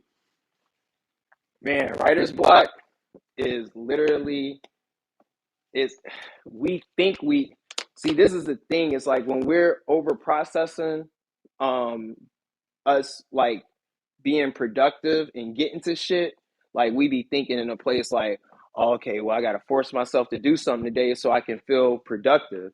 Now, if you did that and nothing good came from it, you should probably chill and live your life and start living again till you inspire, because that's how the block comes. If you forcing it and the kinks aren't fucking turning, the gears aren't turning, then you're going to keep getting bullshit. So you got to refresh that motherfucker and come in there with new ears, positivity, etc. I tell people, go out and do something that's going to boost your endorphins, because, or you don't necessarily have to go What the outside of your house. Like endorphins? whatever, like, yeah, whatever is inside, like whatever you do to make you happy, when you happy, go make some music after then. Like that's I literally be saying that shit to myself. I'm like, when I'm inspired and if I'm in a good mood, I'm like, nigga, I need to go make some music. I'm happy So right making now. music early in the morning would damn near be optimal. Ain't no fuck shit happen Facts. yesterday for you. Right, Literally, right. you touch Damn. that Why the shit hell the before rappers nobody. always want the rappers come to the studio at the Night. end of the night when they've been doing all the fuck shit? They dumb. That's a fact. But bro, that's why I respect, man. And honestly, I'm a night owl, my nigga. Like I'm on Japanese time. Like when everybody sleep, I'm Whoa, awake. Yeah. whoa. No, I'm dead ass. Like my niggas be, I be on Japanese time. Like I literally, like my hours are from motherfucking 8 to 4 or 5 o'clock, and I'm up all night. If I'm on fucking what do you calls on Clubhouse, I'm literally mixing records. Like I got my AirPod in one ear, listening to conversation and making beats or mixing fucking files and shit. And Well, we be no, up go all ahead, night too. We be nigga, up all night all too. You need to night. stop through. No, nigga, I told fam, I be in this bitch all the time. I be in a goo just chilling. I be in a goo posted. I remember when Posted had to go off on this one dude because he kept putting his name in some shit. And I was like, hell yeah, Posted, tell that nigga. I'll be it's so funny. I told Yeah. y'all niggas I got OCD. I be remembering shit. I got a fucking what do you call it? A memory like an elephant. Like I be remembering shit that motherfuckers like, damn man, you remember that shit? Yeah, nigga. I'm the opposite. I'm the nigga that say that to you. I'm the nigga that say that to you. Damn, you remember that? right, right. But no, it's a gift and a curse, bro. That's why shit. That's why my ass smoke weed, man, so I can even that shit out. And Oh, come favorite on, stream. What you smoking on favorite now? strand. I got yo, and I'm embarrassed to say this shit because it sounds bogus because a lot of niggas was like not fucking with it for a minute because of the name. But when Green Crack came out, that was my fucking shit because it was getting me the highest. But then fucking Gelato started getting me the highest, and then Runts did. Like every time the hood niggas be on the new strand and get you the highest, I take the hood niggas motherfucking recommendation because hood niggas all they want is motherfucking OGs. They want the shit that's gonna put you to sleep. So I do hybrids because I need that sativa motivation, but that what do you call it? It's that other one to mellow it out too. Indica. Indica. Indica, absolutely. Yes, indeed. Just remember Couch. In the couch is where the indica will have your ass. Like literally slumped. You say you from the shy, you wasn't smoking that Hindu Kush that was going around. Oh man, shit, nigga. We had that Bin Laden weed out here, nigga. Man, Fuck I you know. mean? Come on, that's I used to live across the street from Fat Buddha down there on motherfucking what's this shit right where North Division and all that shit cross up. Oh yeah, yeah, yeah. So no, nigga. So how about this, nigga? I lived above the Funky Buddha Lounge Club for 10 years. So Bro, I lived across the street, my nigga. I lived above the club of Funky These Buddha niggas know each Lounge other. when that shit was. Hold on, you across the street from Funky Buddha Lounge is Las Corolla. No, You bro. No, you're it was talking some about apartments no no right down on the corner. It's like Caddy Corner. It's a bridge right there. no, but Right you when you saying go North. past that bridge. Yeah, but you saying North Avenue. It's Funky where Buddha Lounge. North and Division intersect and shit. I'm a St. Oh no no Louis no. nigga. You gotta You forgive me. yeah yeah yeah. But you're talking about a different place because Funky Buddha Lounge is on the intersection of Milwaukee and Grand. Right by Halstead. Yes. Yeah, Woo, that's it. I lived on oh, Halsted. right, but what I'm telling you, it's not by North and Division. No, Okay. that's like a half a mile. Yeah. But don't all of them do all them streets meet in one place? No, but what I'm saying is it wasn't across the street from Funky Buddha Lounge because Funky Buddha Lounge is right across the street from Las Corolla. What street is it on? That's on Grand Avenue. All right, I have to check. It's Yeah. like right by Halstead. So look, it's literally Richard's Bar in Las Corolla. Across Damn. the street from that was Funky Buddha Cause I know Lounge, that and little that's where I strip lived. club. That little strip club was around the corner over there. Right No, by the there's no tracks. When you come over them railroad no, tracks and shit. bro. You talking about, bro? Listen to me. You talking about Weed Street, my nigga. You not talking about Yeah, where I'm that's talking Weed about. Street. Yeah, No, I lived on Halsted. yeah. But what you talking? The strip club is on Weed Street. That's Yeah, where that's what we. I'm asking, but ain't that all the same neighborhood? That's why I say I'm a St. No, Louis no, nigga. no. This shit Oh, no, like no, no, no, 10 years no. ago. Oh, absolutely not. That's not the same. Okay.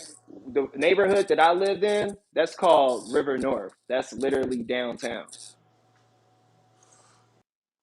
I was right by Subterranean the Gold Dragonfly. Coast, right? I'm by the Gold Coast. That's further away from River North, but it's still downtown. Gold Coast is by division. Yeah, I was on Halsted. I think that shit was Halsted. I gotta look it up though. But Yeah. I remember the little lounge because when you walk in that motherfucker, they had the little roped off little tables and shit. I won't forget that motherfucker because I paid $18 for a motherfucking Remy and cranberry in that bitch 10 years ago. No, bro, I'm telling you, Las Corolla is literally still there and Richard's Bar. Richard's Bar, so, and then right next to there is Emmett's. They shot Ocean's 11 in Emmett's. And then in my apartment, they shot Eagle's Eye with Shia LaBeouf. Like when I lived there, it was so crazy. Like I lived in this 2 bedroom apartment for 10 years. And they shot movies, Chicago PD, all types of shit over there. And I didn't move there until like what do you call it?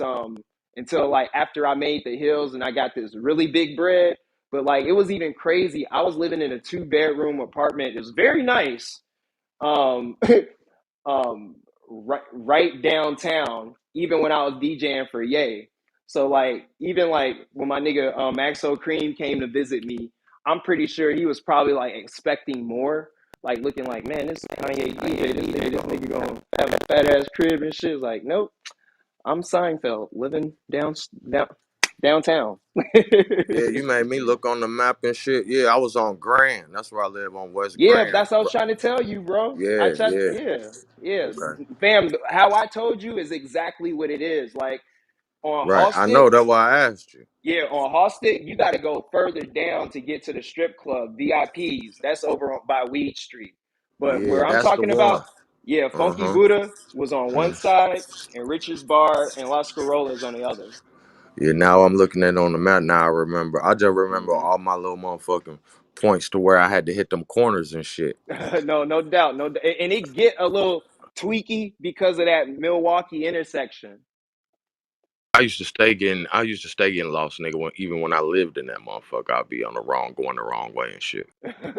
I remember one time they took me down the one way, man, and it was like six blocks of a one way down some apartments with niggas standing outside on every side of the street. I'm in a red ass car with some Missouri plates. Fuck all that. Yeah, you don't want to be in the wrong hood out here. Bro, it was like a 5 6 block one way, bro, with projects on both sides. Oh yeah, you was probably on the west side too. I used to be all through that month. I used to be tatting down there and shit. So I used to Yeah, be. west side they got a lot of fucking one ways over there, man. Yeah, I lived off of Chicago Avenue, right past K Town off the Green Line. Now Yep. you know I'm know what I'm talking about. Come on, yes sir, yes sir. No, that's out on 290 out west. Yeah, when I lived in Oak Park. Mm, yes sir. Oak Park, literally right outside the city. Yeah, I'm a Midwest nigga, man. That's what's up, fam. Good building on with you, my nigga. That's what's up. Mano, I love man. when niggas be knowing the geo part of the city. My fault. Go ahead. Oh, this Chef Uwe here. Congratulations on all your accomplishments. I Appreciate got a that, brother. question for you. Hmm What advice would you give for DJs starting off to get like noticed and getting booked and everything? Yes. One of the biggest things that I tell DJs that they would need to do, um, this is actually a challenge. You don't need to do this specifically as a DJ. I'm just telling you, you'll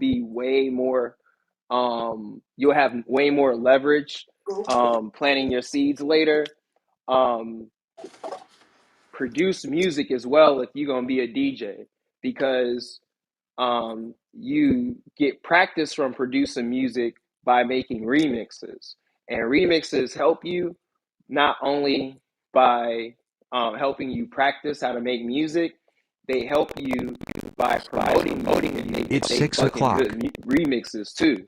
Like I literally came up making remixes, like my Lady Majo Baltimore Club remix, my Poison remix. Um, like you get Dream Shorty is a 10. Like you can literally just Google $1 Million Mano remix and like all these club remixes will come up. But like those remixes got me cracking with the hipsters and just like the fashion crowd and shit and like the sneaker crowd, like which is the internet. Like all of those subgenres I just named are people that are on the internet. So it's just like you gotta, and it's crazy too because I just noticed this. A lot of Baltimore remixers, New Jersey club remixers, like they all cracking now on TikTok and they all cracking on IG because motherfuckers is doing videos on TikToks and shit with they music. And it's really interesting because like motherfuckers could put out bootlegs and shit and you can sell those, but like that's the only thing is like when you put something out and you ain't get it cleared, like it's like you're still gonna have to like pay. Like if it becomes big, you still gonna have to pay for what you took from it, from getting money from it. Like all my old remixes and shit, like I never sold those bitches. I just put them out there, and then it actually gave me a place to start making official remixes for people too. But the plan for the remixes was for people to notice me Okay, as a producer. watch this. Baltimore club music before. Hold on, you got a remix you gonna play? Oh. Come Nah, on, let they me hear that. I got something. Hold on. Send me an email. I'm about to show you. I got some shit in the cut. Let me go. I'm gonna dig in the cut. I'm not even by my phone right now. I got to get back to my phone. I'm I'm over gonna here send my washing email to dishes. you to your back channel. Please do, I please got do. Yep. Post it. How you feel about Go Go? you. I, Ooh. yee. Sexy lady, Okay, can okay. I get your number, I'm from girl? DC. Like Come y'all, I on. love like hip Hey, hop and stuff, but it's nothing like that go go music. So I just wanted to know, like, how did you feel about like that feeling? Like, do you get them bumps through your back? I mean, them bumps down your back when you hit them drums. So peep this, peep this. Can I say this real quick, posted? Because she did ask you. Uh, No, she was talking to you. No, oh, I no, thought. I was talking about you because no, we be always comparing. Like Yeah, you from you already Baltimore, know. I'm You from already DC, had this talk so with me. we be comparing our little stuff. So I wanted to see, what I wanted him to hear your response. So peep this though. Y'all know Go Go cut through with two songs that were like these songs with Go Go music. Can somebody? And it's not even Go Go songs, but it's like they Doing the got Go butt. Go beats. Well, no, no, no, Doing no. the That's butt. the one. No, hold on. That's the one that made the genre 150%. But what took it to the next level? Jill Scott. No, one thing Sit A down, Marie. sit down. No, one thing A Marie and Beyonce Crazy in Love. Oh I yeah, was yeah, about to yeah, say yeah. that. Nah, Yeah. I respect you, but when he said Jill Scott, I'm like, nah, But they that sped ain't it up Marie. though. They sped it That up though, Mano. They sped it No, up. They right, cheated. right, but right, facts. But the reason I say those two songs because they're made by a fucking DC producer who He knows Tony, that he music. used to Tony motherfucker go Rich. go as a breakbeat foundation. Facts, I facts. get it. I'm a producer. I bust that shit down. Now I can make it now. Was the producer Tony Rich? Yes, Rich Works. A Marie, her shit was meaner. Come on, nigga. That A yeah, see, Marie first album was a beast. Yeah, Classic. we just don't be getting. They don't give us our She don't get credit. her Like a lot of flowers. She artists. don't. She don't. A lot of And artists took our genre and turned it into hip hop and stuff, and they don't be giving us our credit. well, see, this is the thing. This is the thing, Queen. Credit ain't given, credit is stolen. Niggas gotta start stealing a fucking credit. And you know how you steal your credit? You steal your credit by fucking being that nigga out there that's telling motherfuckers this what it is. Like, I will say this. Wale had a place where I thought he was gonna take it to the next level. Man, And then tell me about it. and I felt like he fell flat. And I say that respectfully because I felt like he lost his place in knowing that that was going to be the sauce that was going to take it there, and I felt like he started wanting to appease the industry more because that's what they were trying to make him do, appease them, and he couldn't go in there with his guns the way that he planned on it. Jay-Z said one of the dopest things in this interview once. He was like, man, I love the time that we made. He was like, I look back at Reasonable Doubt and I be thinking about some of the shit that I said at that age level, and I'm looking like, damn, that shit came out of my mouth at that fucking age. Like he was like, I'm like not to be on no dick rider shit, but I was really impressed by this shit because at the end of the day, I'm literally in my age right now and seeing how complicated it can be for a 20 something person to think about these things. But he also said there wasn't a place for him to second guess his greatness at that moment because there was no microscope on him. As soon as you have a microscope on you, everybody paying attention and everybody's trying to make it seem like they know what's best or like, yeah, nigga, that's tight, but like nitpickers and shit. And when you in a plate like in a vicinity of nitpicking, then that can make you insecure to some degree. And that's why I feel like a lot of artists they lose their edge because they start to want to appease people. And it's like Nigga, you didn't start appeasing people at the start. So why do you need to start now? Like, you knew what the people wanted. You ain't say I need to hear what the people wanted. Like, you gotta like see what's going on and then feel what they want. But if they don't want it, they gonna be telling your ass is weak too. So there's that answer.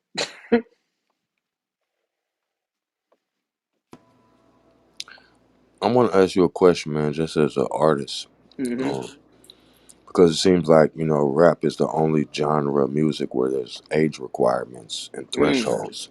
So I mm. just wanted your view on that. So I feel like I said earlier, it's not a motherfucking race. It's a marathon. RIP Nip. Um, a lot of people just don't understand that rap is a young man's sport. And since it's a young man's sport, doesn't mean that older people can't participate. It means that only rich people want to participate in making a young person popular because they're going to be able to make money off of them and they're going to be able to like finagle it. You 30 plus, you know the facts of life. So there's not like that leverage part comes in again. It's like, man, fuck, I can't I can't finesse this little nigga because he a grown ass man. But that's not true because it be some grown ass men who acting like little niggas out here too because they desperate. So Facts. so at the end of the day, um, it's only a young man's sport because more it's easier to take advantage of a younger person. And I tell motherfuckers all the time, like niggas be like, man, that's bullshit, bro. Nigga, what nigga shit? Nas still make music, Jay-Z still make music. I'm like, yes, and they can fucking pay for their shit to get out there. Ain't nobody about to invest no money into you because they know it's invested into your ego, not into your audience. Like That's deep. niggas niggas Say be that literally again for him, man. No. it's invested into their ego and not their audience. And it's really interesting too, man, because a lot of people just don't understand that. It's like, this is the music business, not the friend industry. We can't be begging niggas to put us on. We got to put ourselves on. Like, I promise you, every famous nigga I've ever been around has accepted me as their peer. And if they don't, I'm not going to be around them.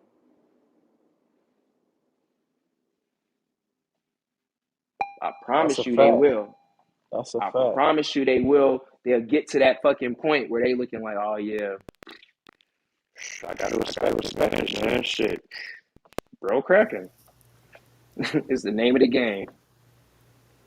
Yeah, and you can't put something on a pedestal and expect it to not look down on you, you know? Facts. Ooh, that's a gem right there. Good one, G.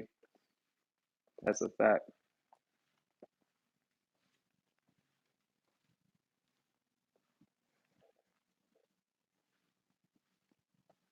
Hey, how was it being on the Sway in the Morning show?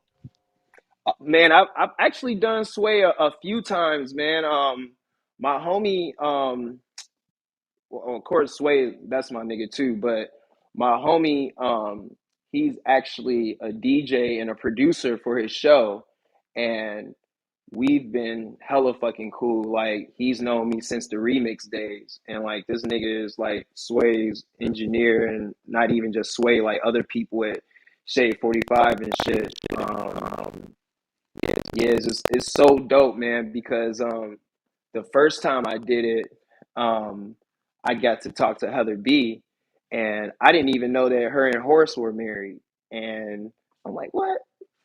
Horace Braveheart's your fucking husband? The nigga with the coldest verse on Uchiwali? What?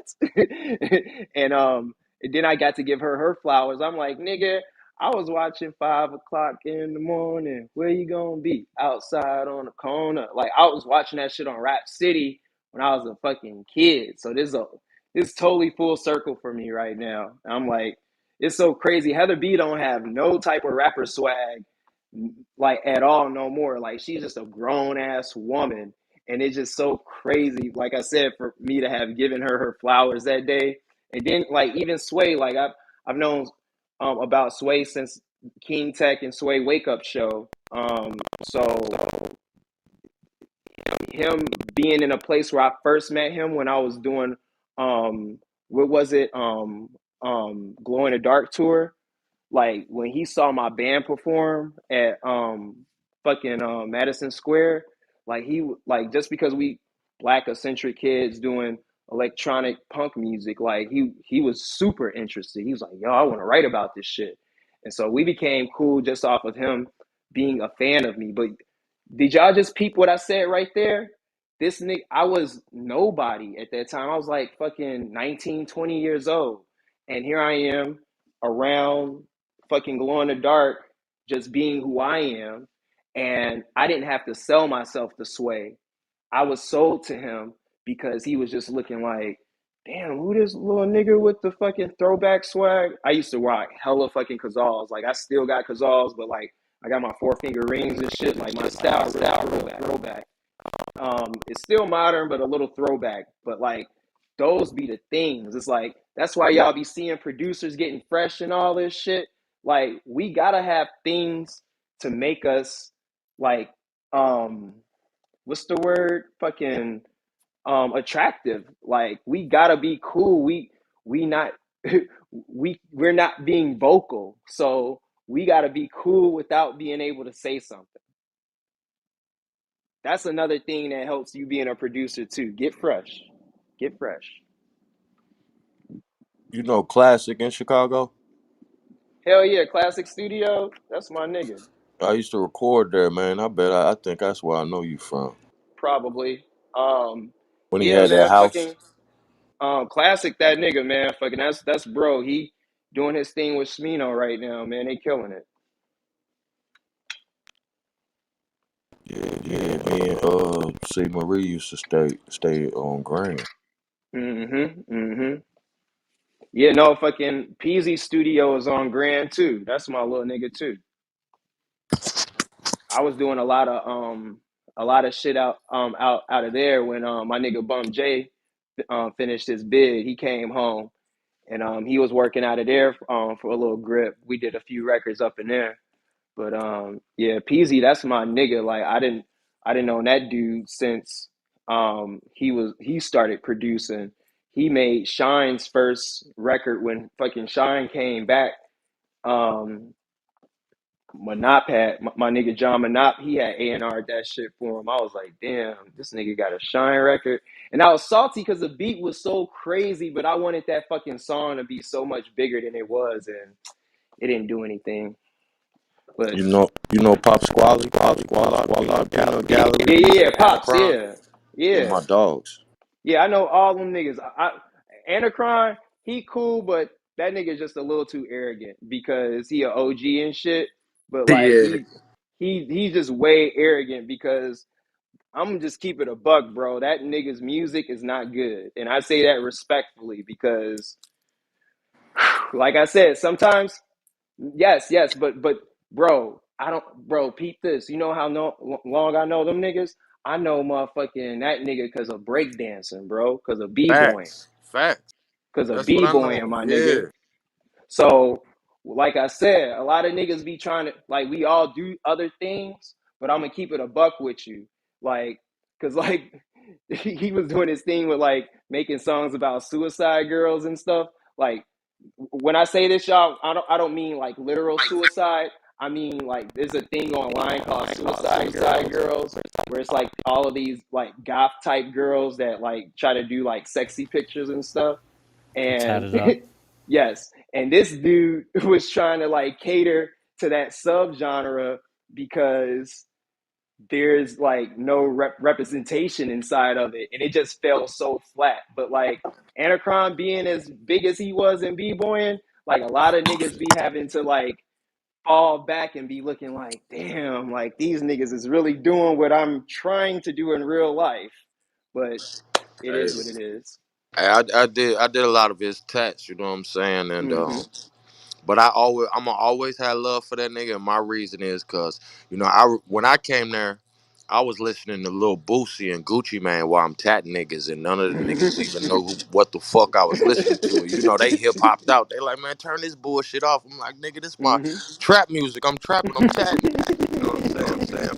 But nigga, I used to still have on them big ass shirts and big ass clothes on that St. Louis shit. You know what I'm saying? And that Right. nigga would get me in every exclusive purple people ass club and shit. Bitches walking around with strawberries. That nigga would literally have to come to the door every time because me and my brother clothes was too big for the motherfucking club.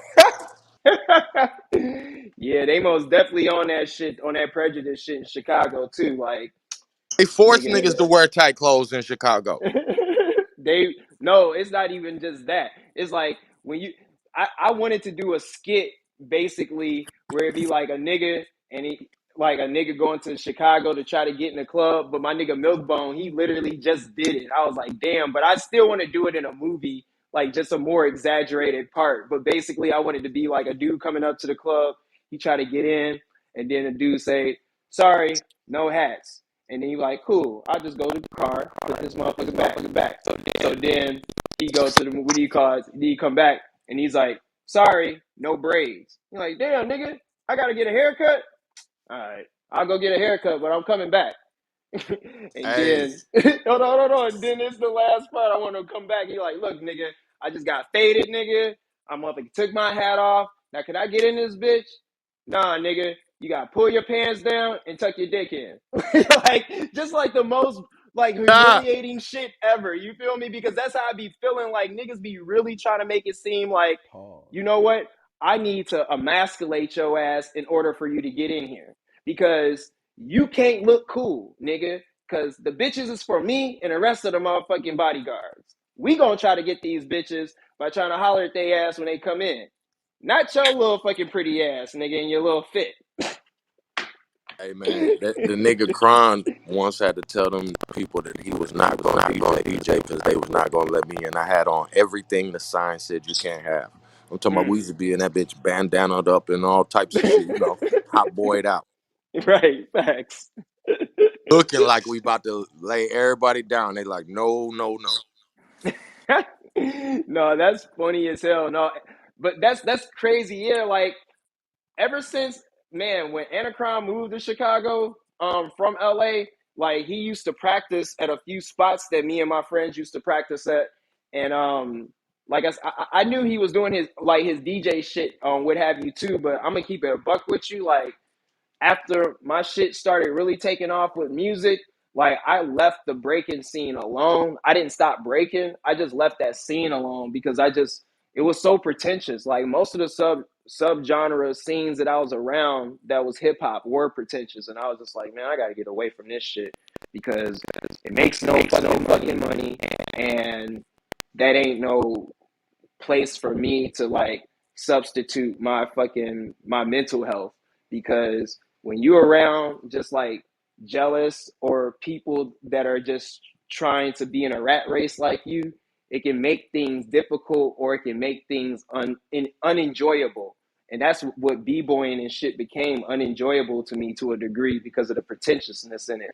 But I had to find my own love for it to like be able to truly appreciate it like I still wanted to. Like I said earlier, like some of these things we die out of because we think we grow out of, but we need to continue to participate in these things because that's the driving force of culture. That's why it should be done. Fact. And we creators just in the by DNA. But I Facts, wanted to facts. ask you what was your perception on because that's why I got into tattooing because I felt like it was the evolution of graffiti. You know what I'm saying? Mm, I feel like mm, graffiti isn't the what I'm saying, fourth no more. It's mm. tattoos. It's the new graffiti. Mm. Well, see, but that's what I'm saying is like, but also you can't kind of say that, and I'm not telling you that you can't say it. I'm just making that No, I'm asking your view. I'm asking that statement. The reason I'm saying it is because it's like like tattooing was before graffiti, and then what do you call it? Graffiti has its place as like its total bastardized child of art. Like Yeah. it's so crazy. It's like people tried to make graffiti like the lowest form of art, and it became one of the biggest in the 80s. Like, can somebody tell me who's the greatest graffiti writer of all time? Like, and I'm not talking about from opinion. I'm talking about factual base. When I say the greatest, I mean this nigga's paintings Taki sell for 187. millions. Who? Taki 187. He's one of the greats. But I'm saying Samo Oh yeah, yeah, yeah, yeah, yeah, yeah, yeah, yeah. Basquiat. Yeah, yeah, yeah. Basquiat is the I greatest mean, but see, graffiti he writer going. of all time. Yeah, but see, I put him in that other level where he crossed over, and it kind of supersedes. But yeah, you got Facts, that. You facts. got that. He did, but right. But Samo itself is his Yeah, graffiti yeah, yeah. persona. Exactly. So, I so agree. that's the thing. Yeah, Keith Harrington is a fucking graffiti writer. Facts. It's facts. He was writing One of graffiti my on the, favorites. yes, on the train, literally on the train. I saw all of that shit on a documentary junior year of high school. So like, you know, the only reason I say they can't be taken because they're totally their own entities. But I understand what you mean by saying that because tattooing has made its way in hip hop also. And so people start to appreciate, like, tattoos became how graffiti backdrops used to be in videos. Like, you would think to Right. say, oh yeah, get this nigga rapping in front of this motherfucking graffiti backdrop, that shit gonna look hip-hop. Now a nigga in tattoos, a nigga can be getting a tattoo, a nigga that just got tattoos on him. I got my whole left arm sleeve, and then I got a tribute. I wasn't even gonna get anything on my right arm, but I got a tribute portrait of my brother DJ Rashad that passed. Now I'm gonna get all of my friends that died on my right arm. But I understand it when I saw it like full fledged, like even when it was making its way to like become a, another part of hip hop. But just because things are trending, don't mean that they have to take the place of things that's always going to be there. Facts. Graffiti, DJing, MCing, breaking, that's hip hop. And people try to say fashion, nah, that's second. Like all those things, all like fashion is already in those things, but fashion is not like yes, we have our fashion in hip hop, but like when I'm saying those four things, like those four things are things that you do to be recognized as a hip hop person, right? True that. I saw a lot of my homeboys, you know what I'm saying, that group I came up with, you know what I'm saying, fucking with the graffiti shit. Niggas used to paint trains, walls, all that Mm-hmm. shit, you know what I'm saying? What you But Mm-hmm. know about a that lot crank? What you know about that Oh crank? man, come on, boy. Come on, come on. bro. What's Hey up? man, what you know about taking the tops off? What you know about them German What I you know fats? about mops. them I got a them box fat full of tops? mops. I Them got fat tops mops. and pilot markers, my nigga. What's up? Yeah, man. Y'all niggas Yes, don't know sir. how to scratch your name on the bus window with sandpaper. Hold on. I'm about to fuck y'all head up a little more. What y'all know about that motherfucking? What do you call it? It's what's that shit? Acid, nigga. The motherfucking acid fucking pens, Them nigga. paint pans, yeah. Yeah, Yeah, but no, they got the acid drop yeah. joints too. That's It, literally it in a removes fucking shit. exactly, You drawing it with the paint Yeah. removed, so it's removing surface and exactly. all types of shit. They got the spray paint with the whatever the fuck that is that can't be removed. What about that Yeah. non-buff spray paint? Damn, I didn't even know that was a thing. Yeah, it only comes in certain colors, but that shit tough. When they buff it, it leaves light stains. Like they can't clean it. That's crazy. Man, I used to I know niggas was super mad when no motherfucking what do you call it? Those acid fucking what do you call it? Drops came out because motherfuckers would start throwing up everywhere. I'd start seeing glass windows getting fucked up everywhere in Chicago because of that shit when it happened. I was like, damn, niggas out here. Would you consider Run DMC a graffiti artist? No, I would consider K Slay a graffiti artist. There's one. He used to write graffiti back in the day. He was one of the most Fab Five Freddy. famous. Yes, Fat Friday. Freddie, he's a graffiti artist, He was 150 running with percent. Basquiat. Yep. So what about Queen Chavy, Latifah? she's not a graffiti artist. I never knew she did graffiti. So maybe I'm misinterpreting what you mean when you saying graffiti artist. No, when I'm saying graffiti, I'm talking about people who Yeah, write yeah. They graph spray can. graffiti. Yeah, They came to the markers. not MCs, not rappers. Oh, I'm okay. I thought you were saying like they Talk could about Beat basically Street. articulate Ramo. their. You say it got So it. again. loving, Ramo. loving. Remember Cool Disco Dan in our city used to write all over the subway trains, Right. and that's Yeah, what they call graffiti. writers. Yeah, No, I graffiti know what writers. graffiti is, but I thought they was talking about like the artist itself and the work that they do. Oh no, I'm specifically talking about people who came up being graffiti writers and then they came and made another part of hip hop. Like people literally don't know that DJ K Slay is Des One. That's crazy to me. And this nigga was one of the greatest graffiti writers in the 80s. Like he got like so many other huge fucking writers and like just graffiti artists. Like he's most definitely one of the names that they'll That bring nigga up. dress like that. That nigga be smooth as a motherfucker. Come on, bruh. You naming the legends, man. Yeah, I done walked up on you in real life while he was at the door of the club. Like, yo, what the fuck? What's up with you? And looked at me like he knew me. What's up? Yo, fam, when I met Cause, I was too geek. Oh, he I just met dropped. I'm about to throw his ass in the goo. I'm about to mute him and throw him in the goo. This nigga just said he met cuz. About to throw his ass in the goo. God damn, yo, that's fucked up, man. Why you just gonna do that, yo? Come on, yo. Where you meet? Unmute your mic, bro. Why you just do that to me, bro? Golly, yo. What did you do? Come on, bro. Tell us what you got going on, bro. oh no, I had to unmute myself. No, No, so I did that, bro, because you oh just fucked my my head fault. up. Yo, that's my man, bro. Where you meet him at, bro? So Pete, he was backstage at one of our shows. It was either when I was just it was either just the Yay show or it was Watch the Throne.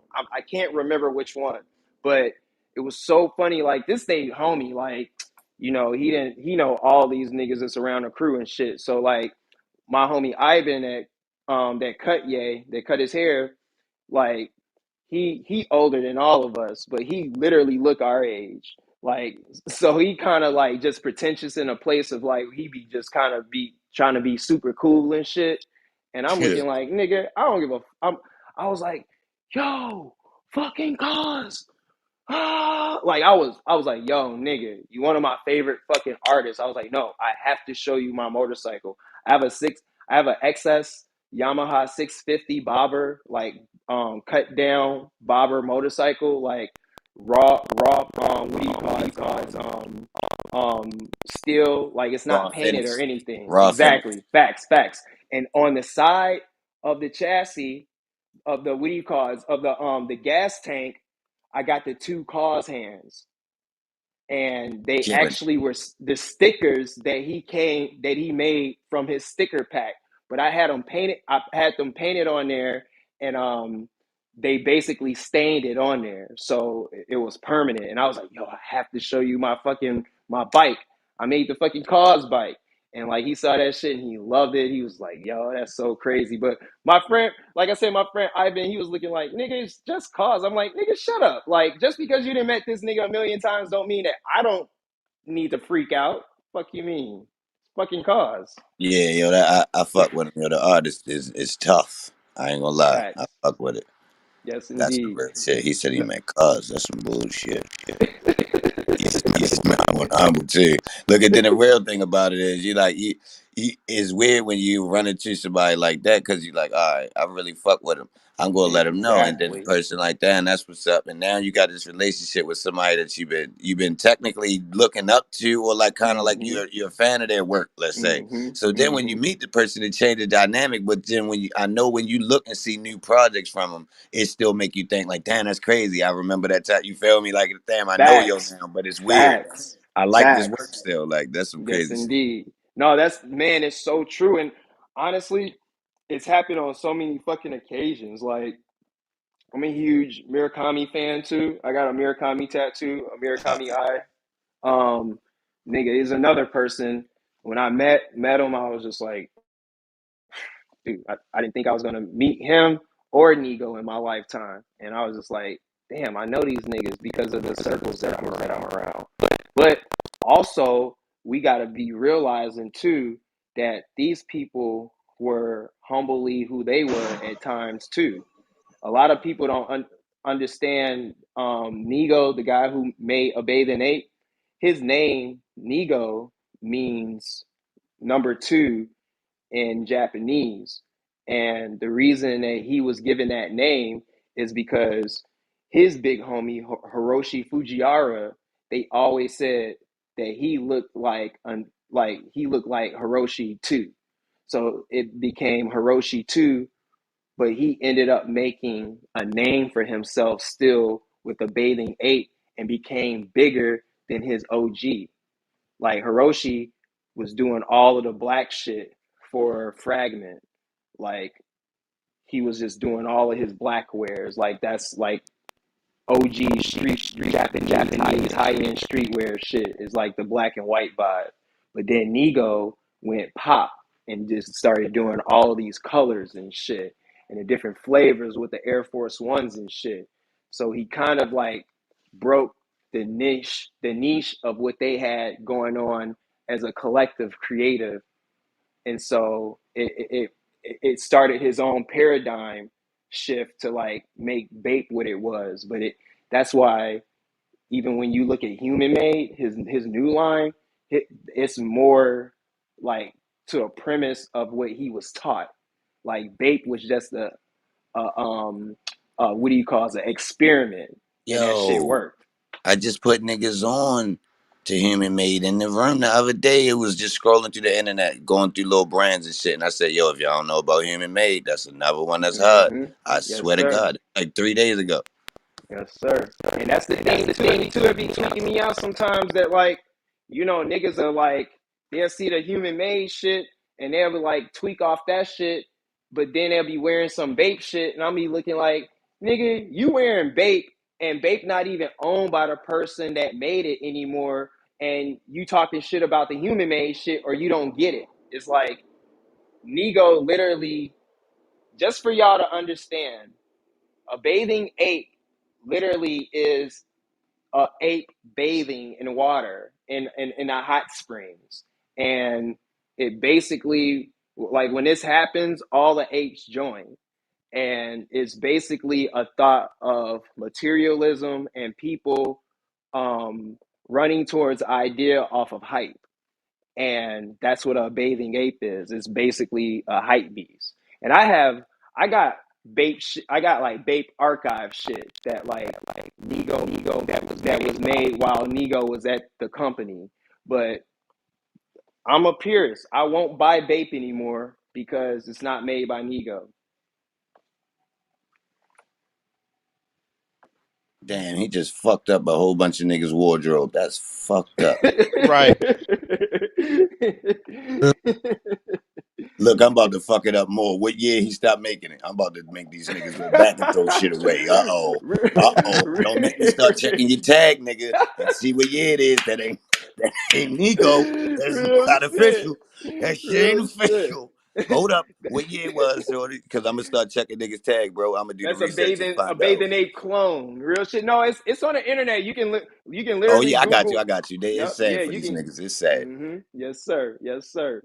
But no, Shit. man, fucking, it's ill, man. Like I said, it's a lot of things to just take in perspective when you doing what you're doing, because history repeats itself, and then niggas just have like a thought and function of like wanting to assume, and you got to put yourself in a space where all the assumptions are retarded. I'm sorry. I'm sorry if I use that word, I've offended anyone. But I mean, more so like just people just being in a base to think that, yeah, I know something and I only know it. But like, I humble myself every day and I'll be just trying to learn. Like, man, if you ain't learning, you ain't fucking evolving, you're not getting better. Hey, I had a question and a statement. Yo, go ahead. North Side Chicago here in the building. Mm-hmm. Yo, yo, Hey, I'm not gonna let you gloss North over this. You Pole. mentioned Timbuktu twice. That's Chicago my legend. brother. Yes, yes. Man. I've been in the club industry since 2000. I Mm-hmm. remember fucking with him before he was with GCI. Yes. Can you kind of speak on him a little bit, go into detail, and just let the people know how influential he was? And then I got one more Absolutely. question after that. That's gonna make you laugh. Yes, indeed. So, everyone, I want y'all to understand and know. Go to his IG right now. It's DJ Timbuktu on IG. His full name is Timothy Francis Jones. Um, I've known Tim since um, like it's crazy. Me and Tim met at a neighborhood party that this guy threw for these girls when I was in high school. This girl, it was like a girl clique, and Tim was even like me and Tim was DJs when we was in high school and shit too.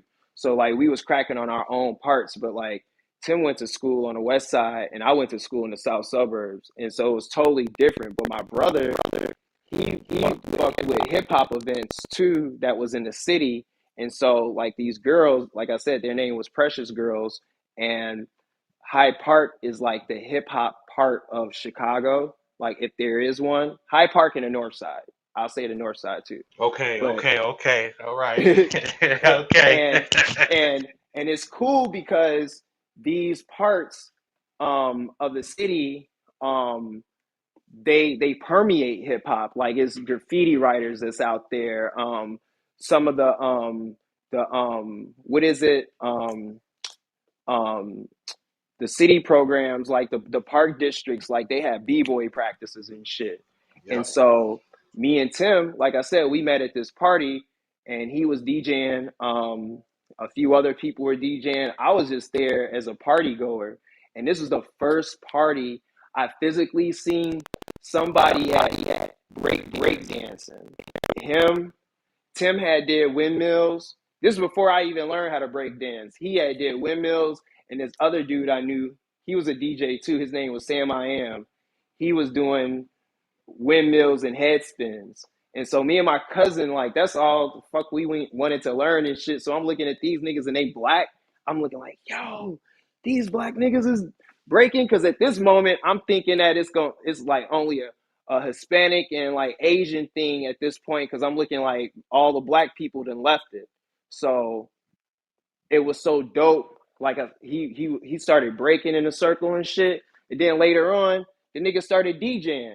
And everybody was geeked when he was DJing. And I'm like, man, who the fuck is this nigga? And so I would see him around and see him around constantly because we had all the same circles. And a lot of people don't understand or know that Timbuktu was Kanye West DJ starting off too, and he was Common's DJ for a time also, and he also was Lupe's Facts. DJ. And it's real crazy, bro, because it's crazy. Me and Tim, we had a lot of competitive spirit towards our friendship, but the thing that made Tim respect and appreciate me is the fact that I was a king outside of him. Like Tim was the most crackinest DJ in Chicago. Like he was, but outside of him, I was too. Like I wasn't on radio, but I had shit. I had a hold that where he couldn't, because like I said, it was a whole new age and a whole new subgenre of shit that's cracking. But the dope thing about Tim was he embraced me. He could have easily been a pretentious hip hop dickhead, but he like, nah, Never was a nigga, hater, bro. nah, Never. nah, nah. Never was a hater. Mano is my man not only because Mano's my man not only because that's my man, but because Mano was an individual. Like all these DJs was trying to dress like Tim.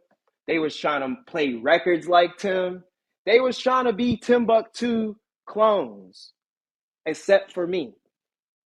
I wasn't on that shit. I let Respect. Tim do what he did, and I did what I did, and that's why Tim had the utmost respect for me. I bought Tim a MPD controller like years before he got cancer because I was trying to get him to start producing too. and he tried before with Oh, Tone, and he whoa. just got off of it. He was But gonna my nigga, produce? yes, bro, I have the picture still of when I took him to Guitar Center to buy him a controller. I bought it for him for his birthday.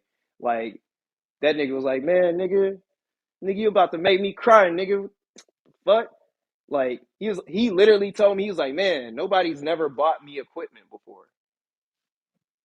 So me and Hey, Tim, we most definitely, we was like Rocky and Apollo, bro. hey. And I That's had my one more brother. question Hmm. I just had one more question for you. Yeah, yeah, absolutely. All right, it's 3 a.m. in Chicago, you leaving subterraneans. You leaving sub T's. Okay, you going to JJ's, Sharps, White Palace, or Maxwell's. I land my plane. You funny as hell. I'm going to neither. I'm going to the orange, what do you call it? To the sandwich place that makes smoothies on Halsted. It's called Orange Jubilee. Oh. Nigga, Oh, you that was a know they got that curveball, my shit. nigga. Yes, they got. Damn. Okay, yeah, you was out there. You was out there. You was out And there. I'm Orange done. Jubilee is still, yo, that place is still there, bro. And I'm gonna keep it a buck. Yes. I'm gonna keep it a buck Yeah. too. All the other places, I, like Maxwell, they have fresh ingredients, but all that shit's still bad for you. But like the only place that's legit is Orange Jubilee. Like you gonna get something. It's gonna taste good, but they got good ingredients, and that's what I'm all about. I had to change my life with that food shit, bro. Eat better. Facts, man. Appreciate you, Hmm. man. Shot Yes, Town with you, indeed. man. Thanks for Yes, everything, bro. Northside in love, the bro. building. I'm up And here in Evanston right now in my condo. you just said something that tweaked me out, nigga. Because when I go to the East Coast, niggas in the East Coast don't know what a pizza puff is, bro. Nope. Niggas don't. He just sent me a He Anybody on just the sent East me Coast, y'all ever heard of a pizza puff? a pizza. He says, Yeah, download Pizza Hut Top page, never heard starting of movement. that. Thanks in advance. Anybody?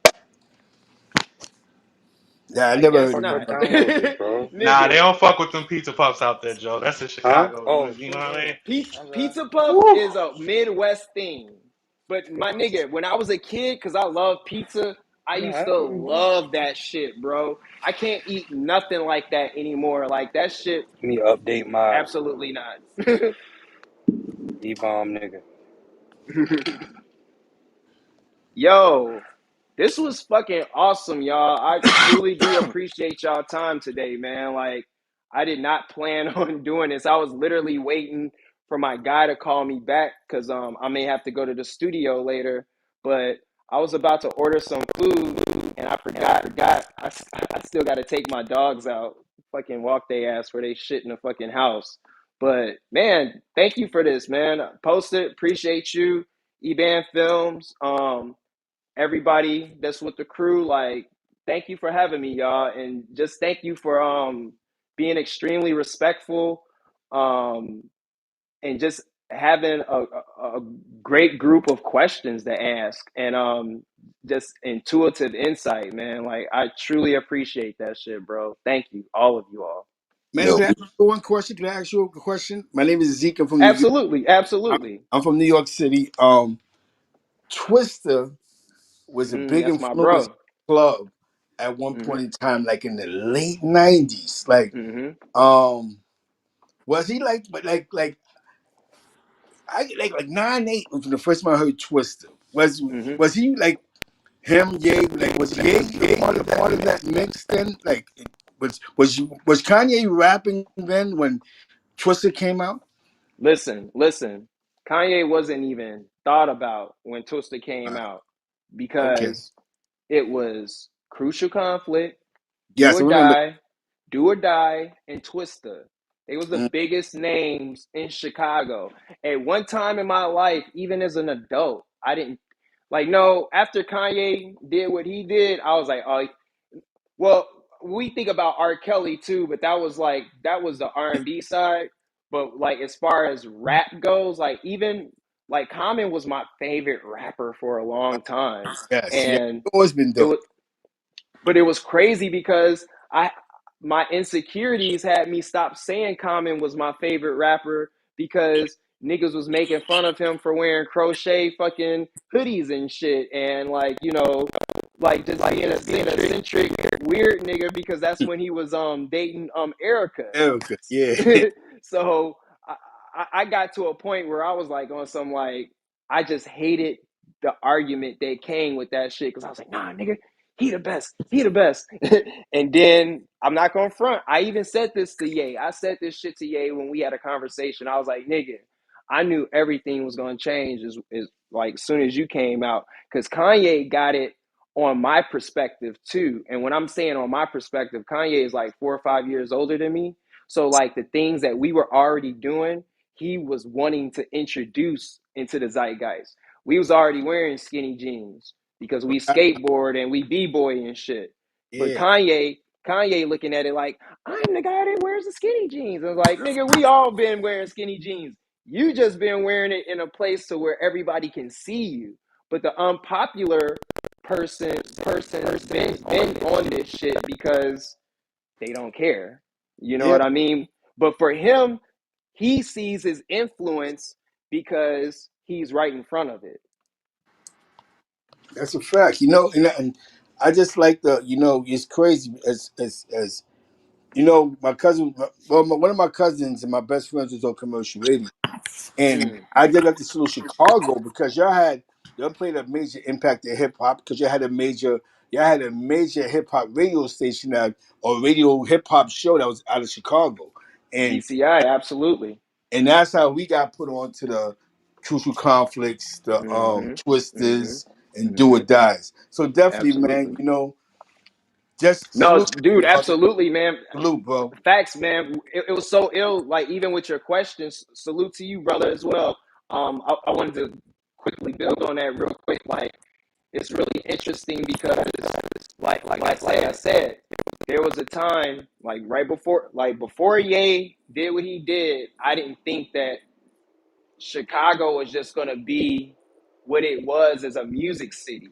Like we are actually, but we've been a music city, like with Yes. blues, jazz, fucking oldies, R&B. Like, man, damn, it's this sample from this song that just came out not too long ago. Um, and the fucking oh no shit. So y'all know the fucking the Kanye song, what's the name of it? I just wanna feel liberated. Yeah, yeah, yeah, yeah. So that church choir is from Chicago. Wow. See, that's dope, man. That's Yeah, bro. That church choir is from Chicago, and some of those niggas that played in that church was like from the Robert Taylor homes or some shit. wow. Yeah, bro, that shit deep, super fucking deep. Like we got a lot of awesome music history to this town. Like people don't know the blues legend Buddy Guy is Shauna's father. See, that's deep. See, that's Yeah, bro. yeah, That's it's super deep. theory. Fucking I like I said, I didn't even know this nigga Tricky Stewart was from him, from here. Now if y'all like just like Now Rogers and like a lot of these pop producers, like Google this nigga Tricky Stewart to see what he's done. Like this nigga's a fucking legend. I I'm cool with his nephew. I be trying to tell his nephew, I be trying to work with him, try to Yeah. see if we could do some shit, but I'm pretty sure you got a lot of busy shit going on as well. But like, yeah, man, it's some hidden gems in our fucking city, bro, for Yes. real. It's funny because the person who put me on to Chicago hip hop was a DJ out of Albany named DJ Air Alert. And for some Mm, reason, he would buy these records. I was like, what's this? This is Do or Die.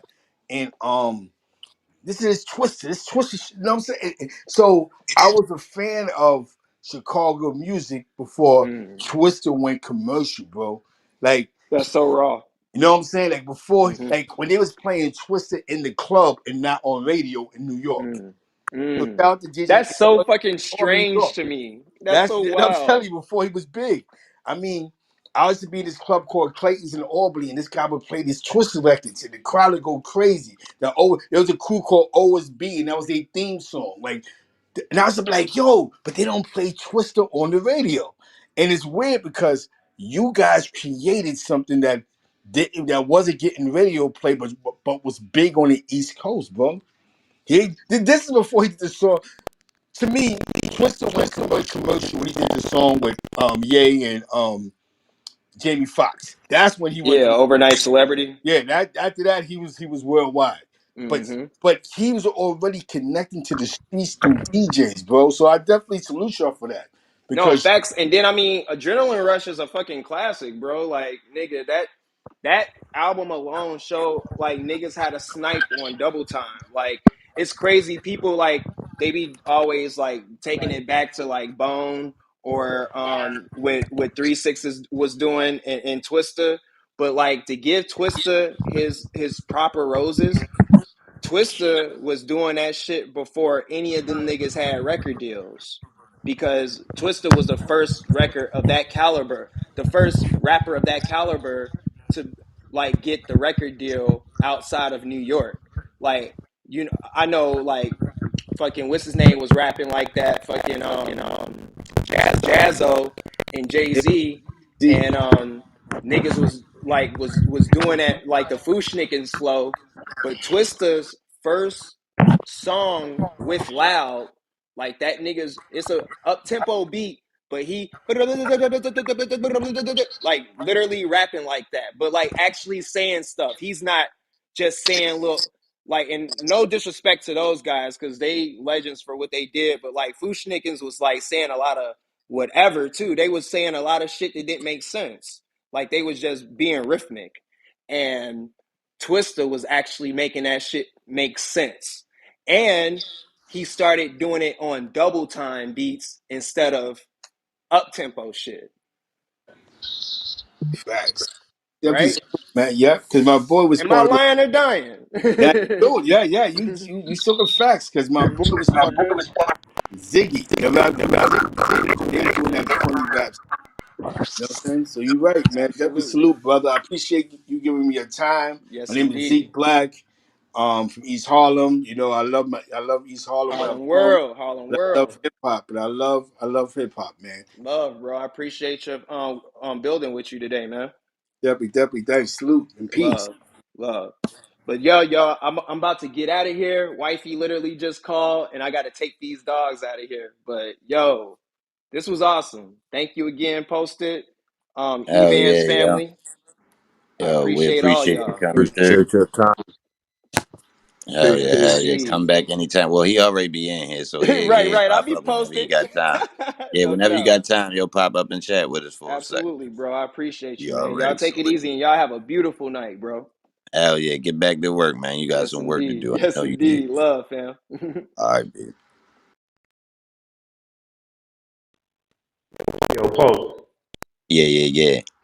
This Dre, man. That was some dope shit, bro. I've been at the grocery store there. I'm like, man, hey, look at my nigga Post, man. I'm proud of you, bro. Hey, I'm fucking with the movement, man. Evans for life, my boy. You ain't bluffing. Let's get it. Salute. My nigga, a wizard, man. Can you talk about me having $1 million for like 10 minutes? Shh. Yeah. Oh It's shit, firework. manifesting 10 to 15 minutes. It did. When It's a beautiful thing, man. Power up. yo, Kush, why you don't got no PTR, man? Cause you didn't make it. It's been ones at the top to download though, bro.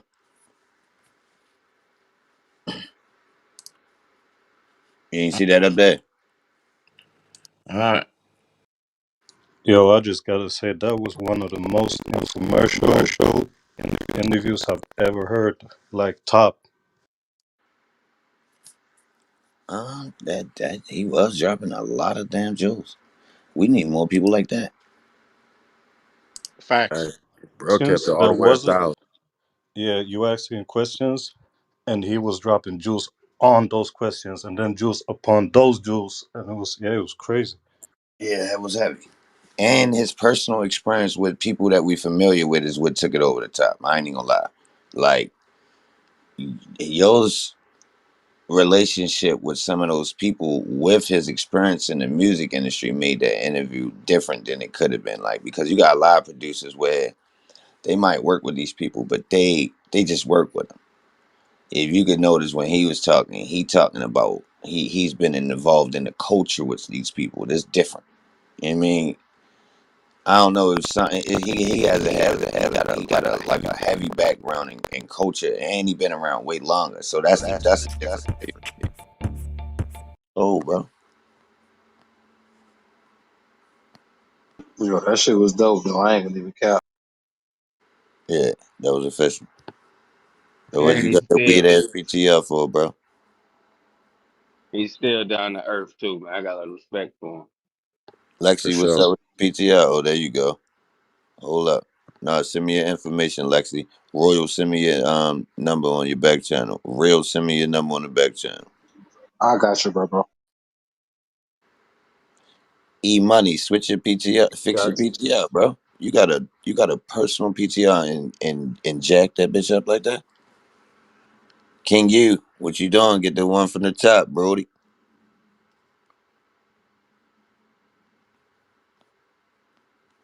Bronx. Check your phone. Check your text message. Hold up. Who else? you. I just Firewall. back channeled you, bro. Trap. Firewall is your information. Tribe. Tribe. Hostile. Download the one from the top. Hold on now. I'm ready. Send me your information. I guess. How we get a custom one, bro? Who's that? Just read. Send me your information. Gotcha. Yo, I'm letting niggas know now. You better say something. Send me the. All right, this how you do it. When you send me your information, send your name in one message, and then send a number in a separate message so I can copy it, please. Or did you want somebody to still keep track for you? Nah, I got it. I ain't think nobody Okay, nobody okay. respond. I Send it know to that. your back page, right? Yeah,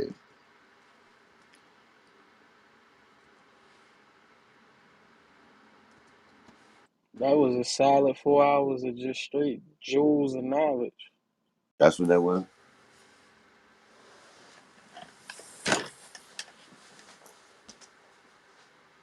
Yeah. Oh yeah.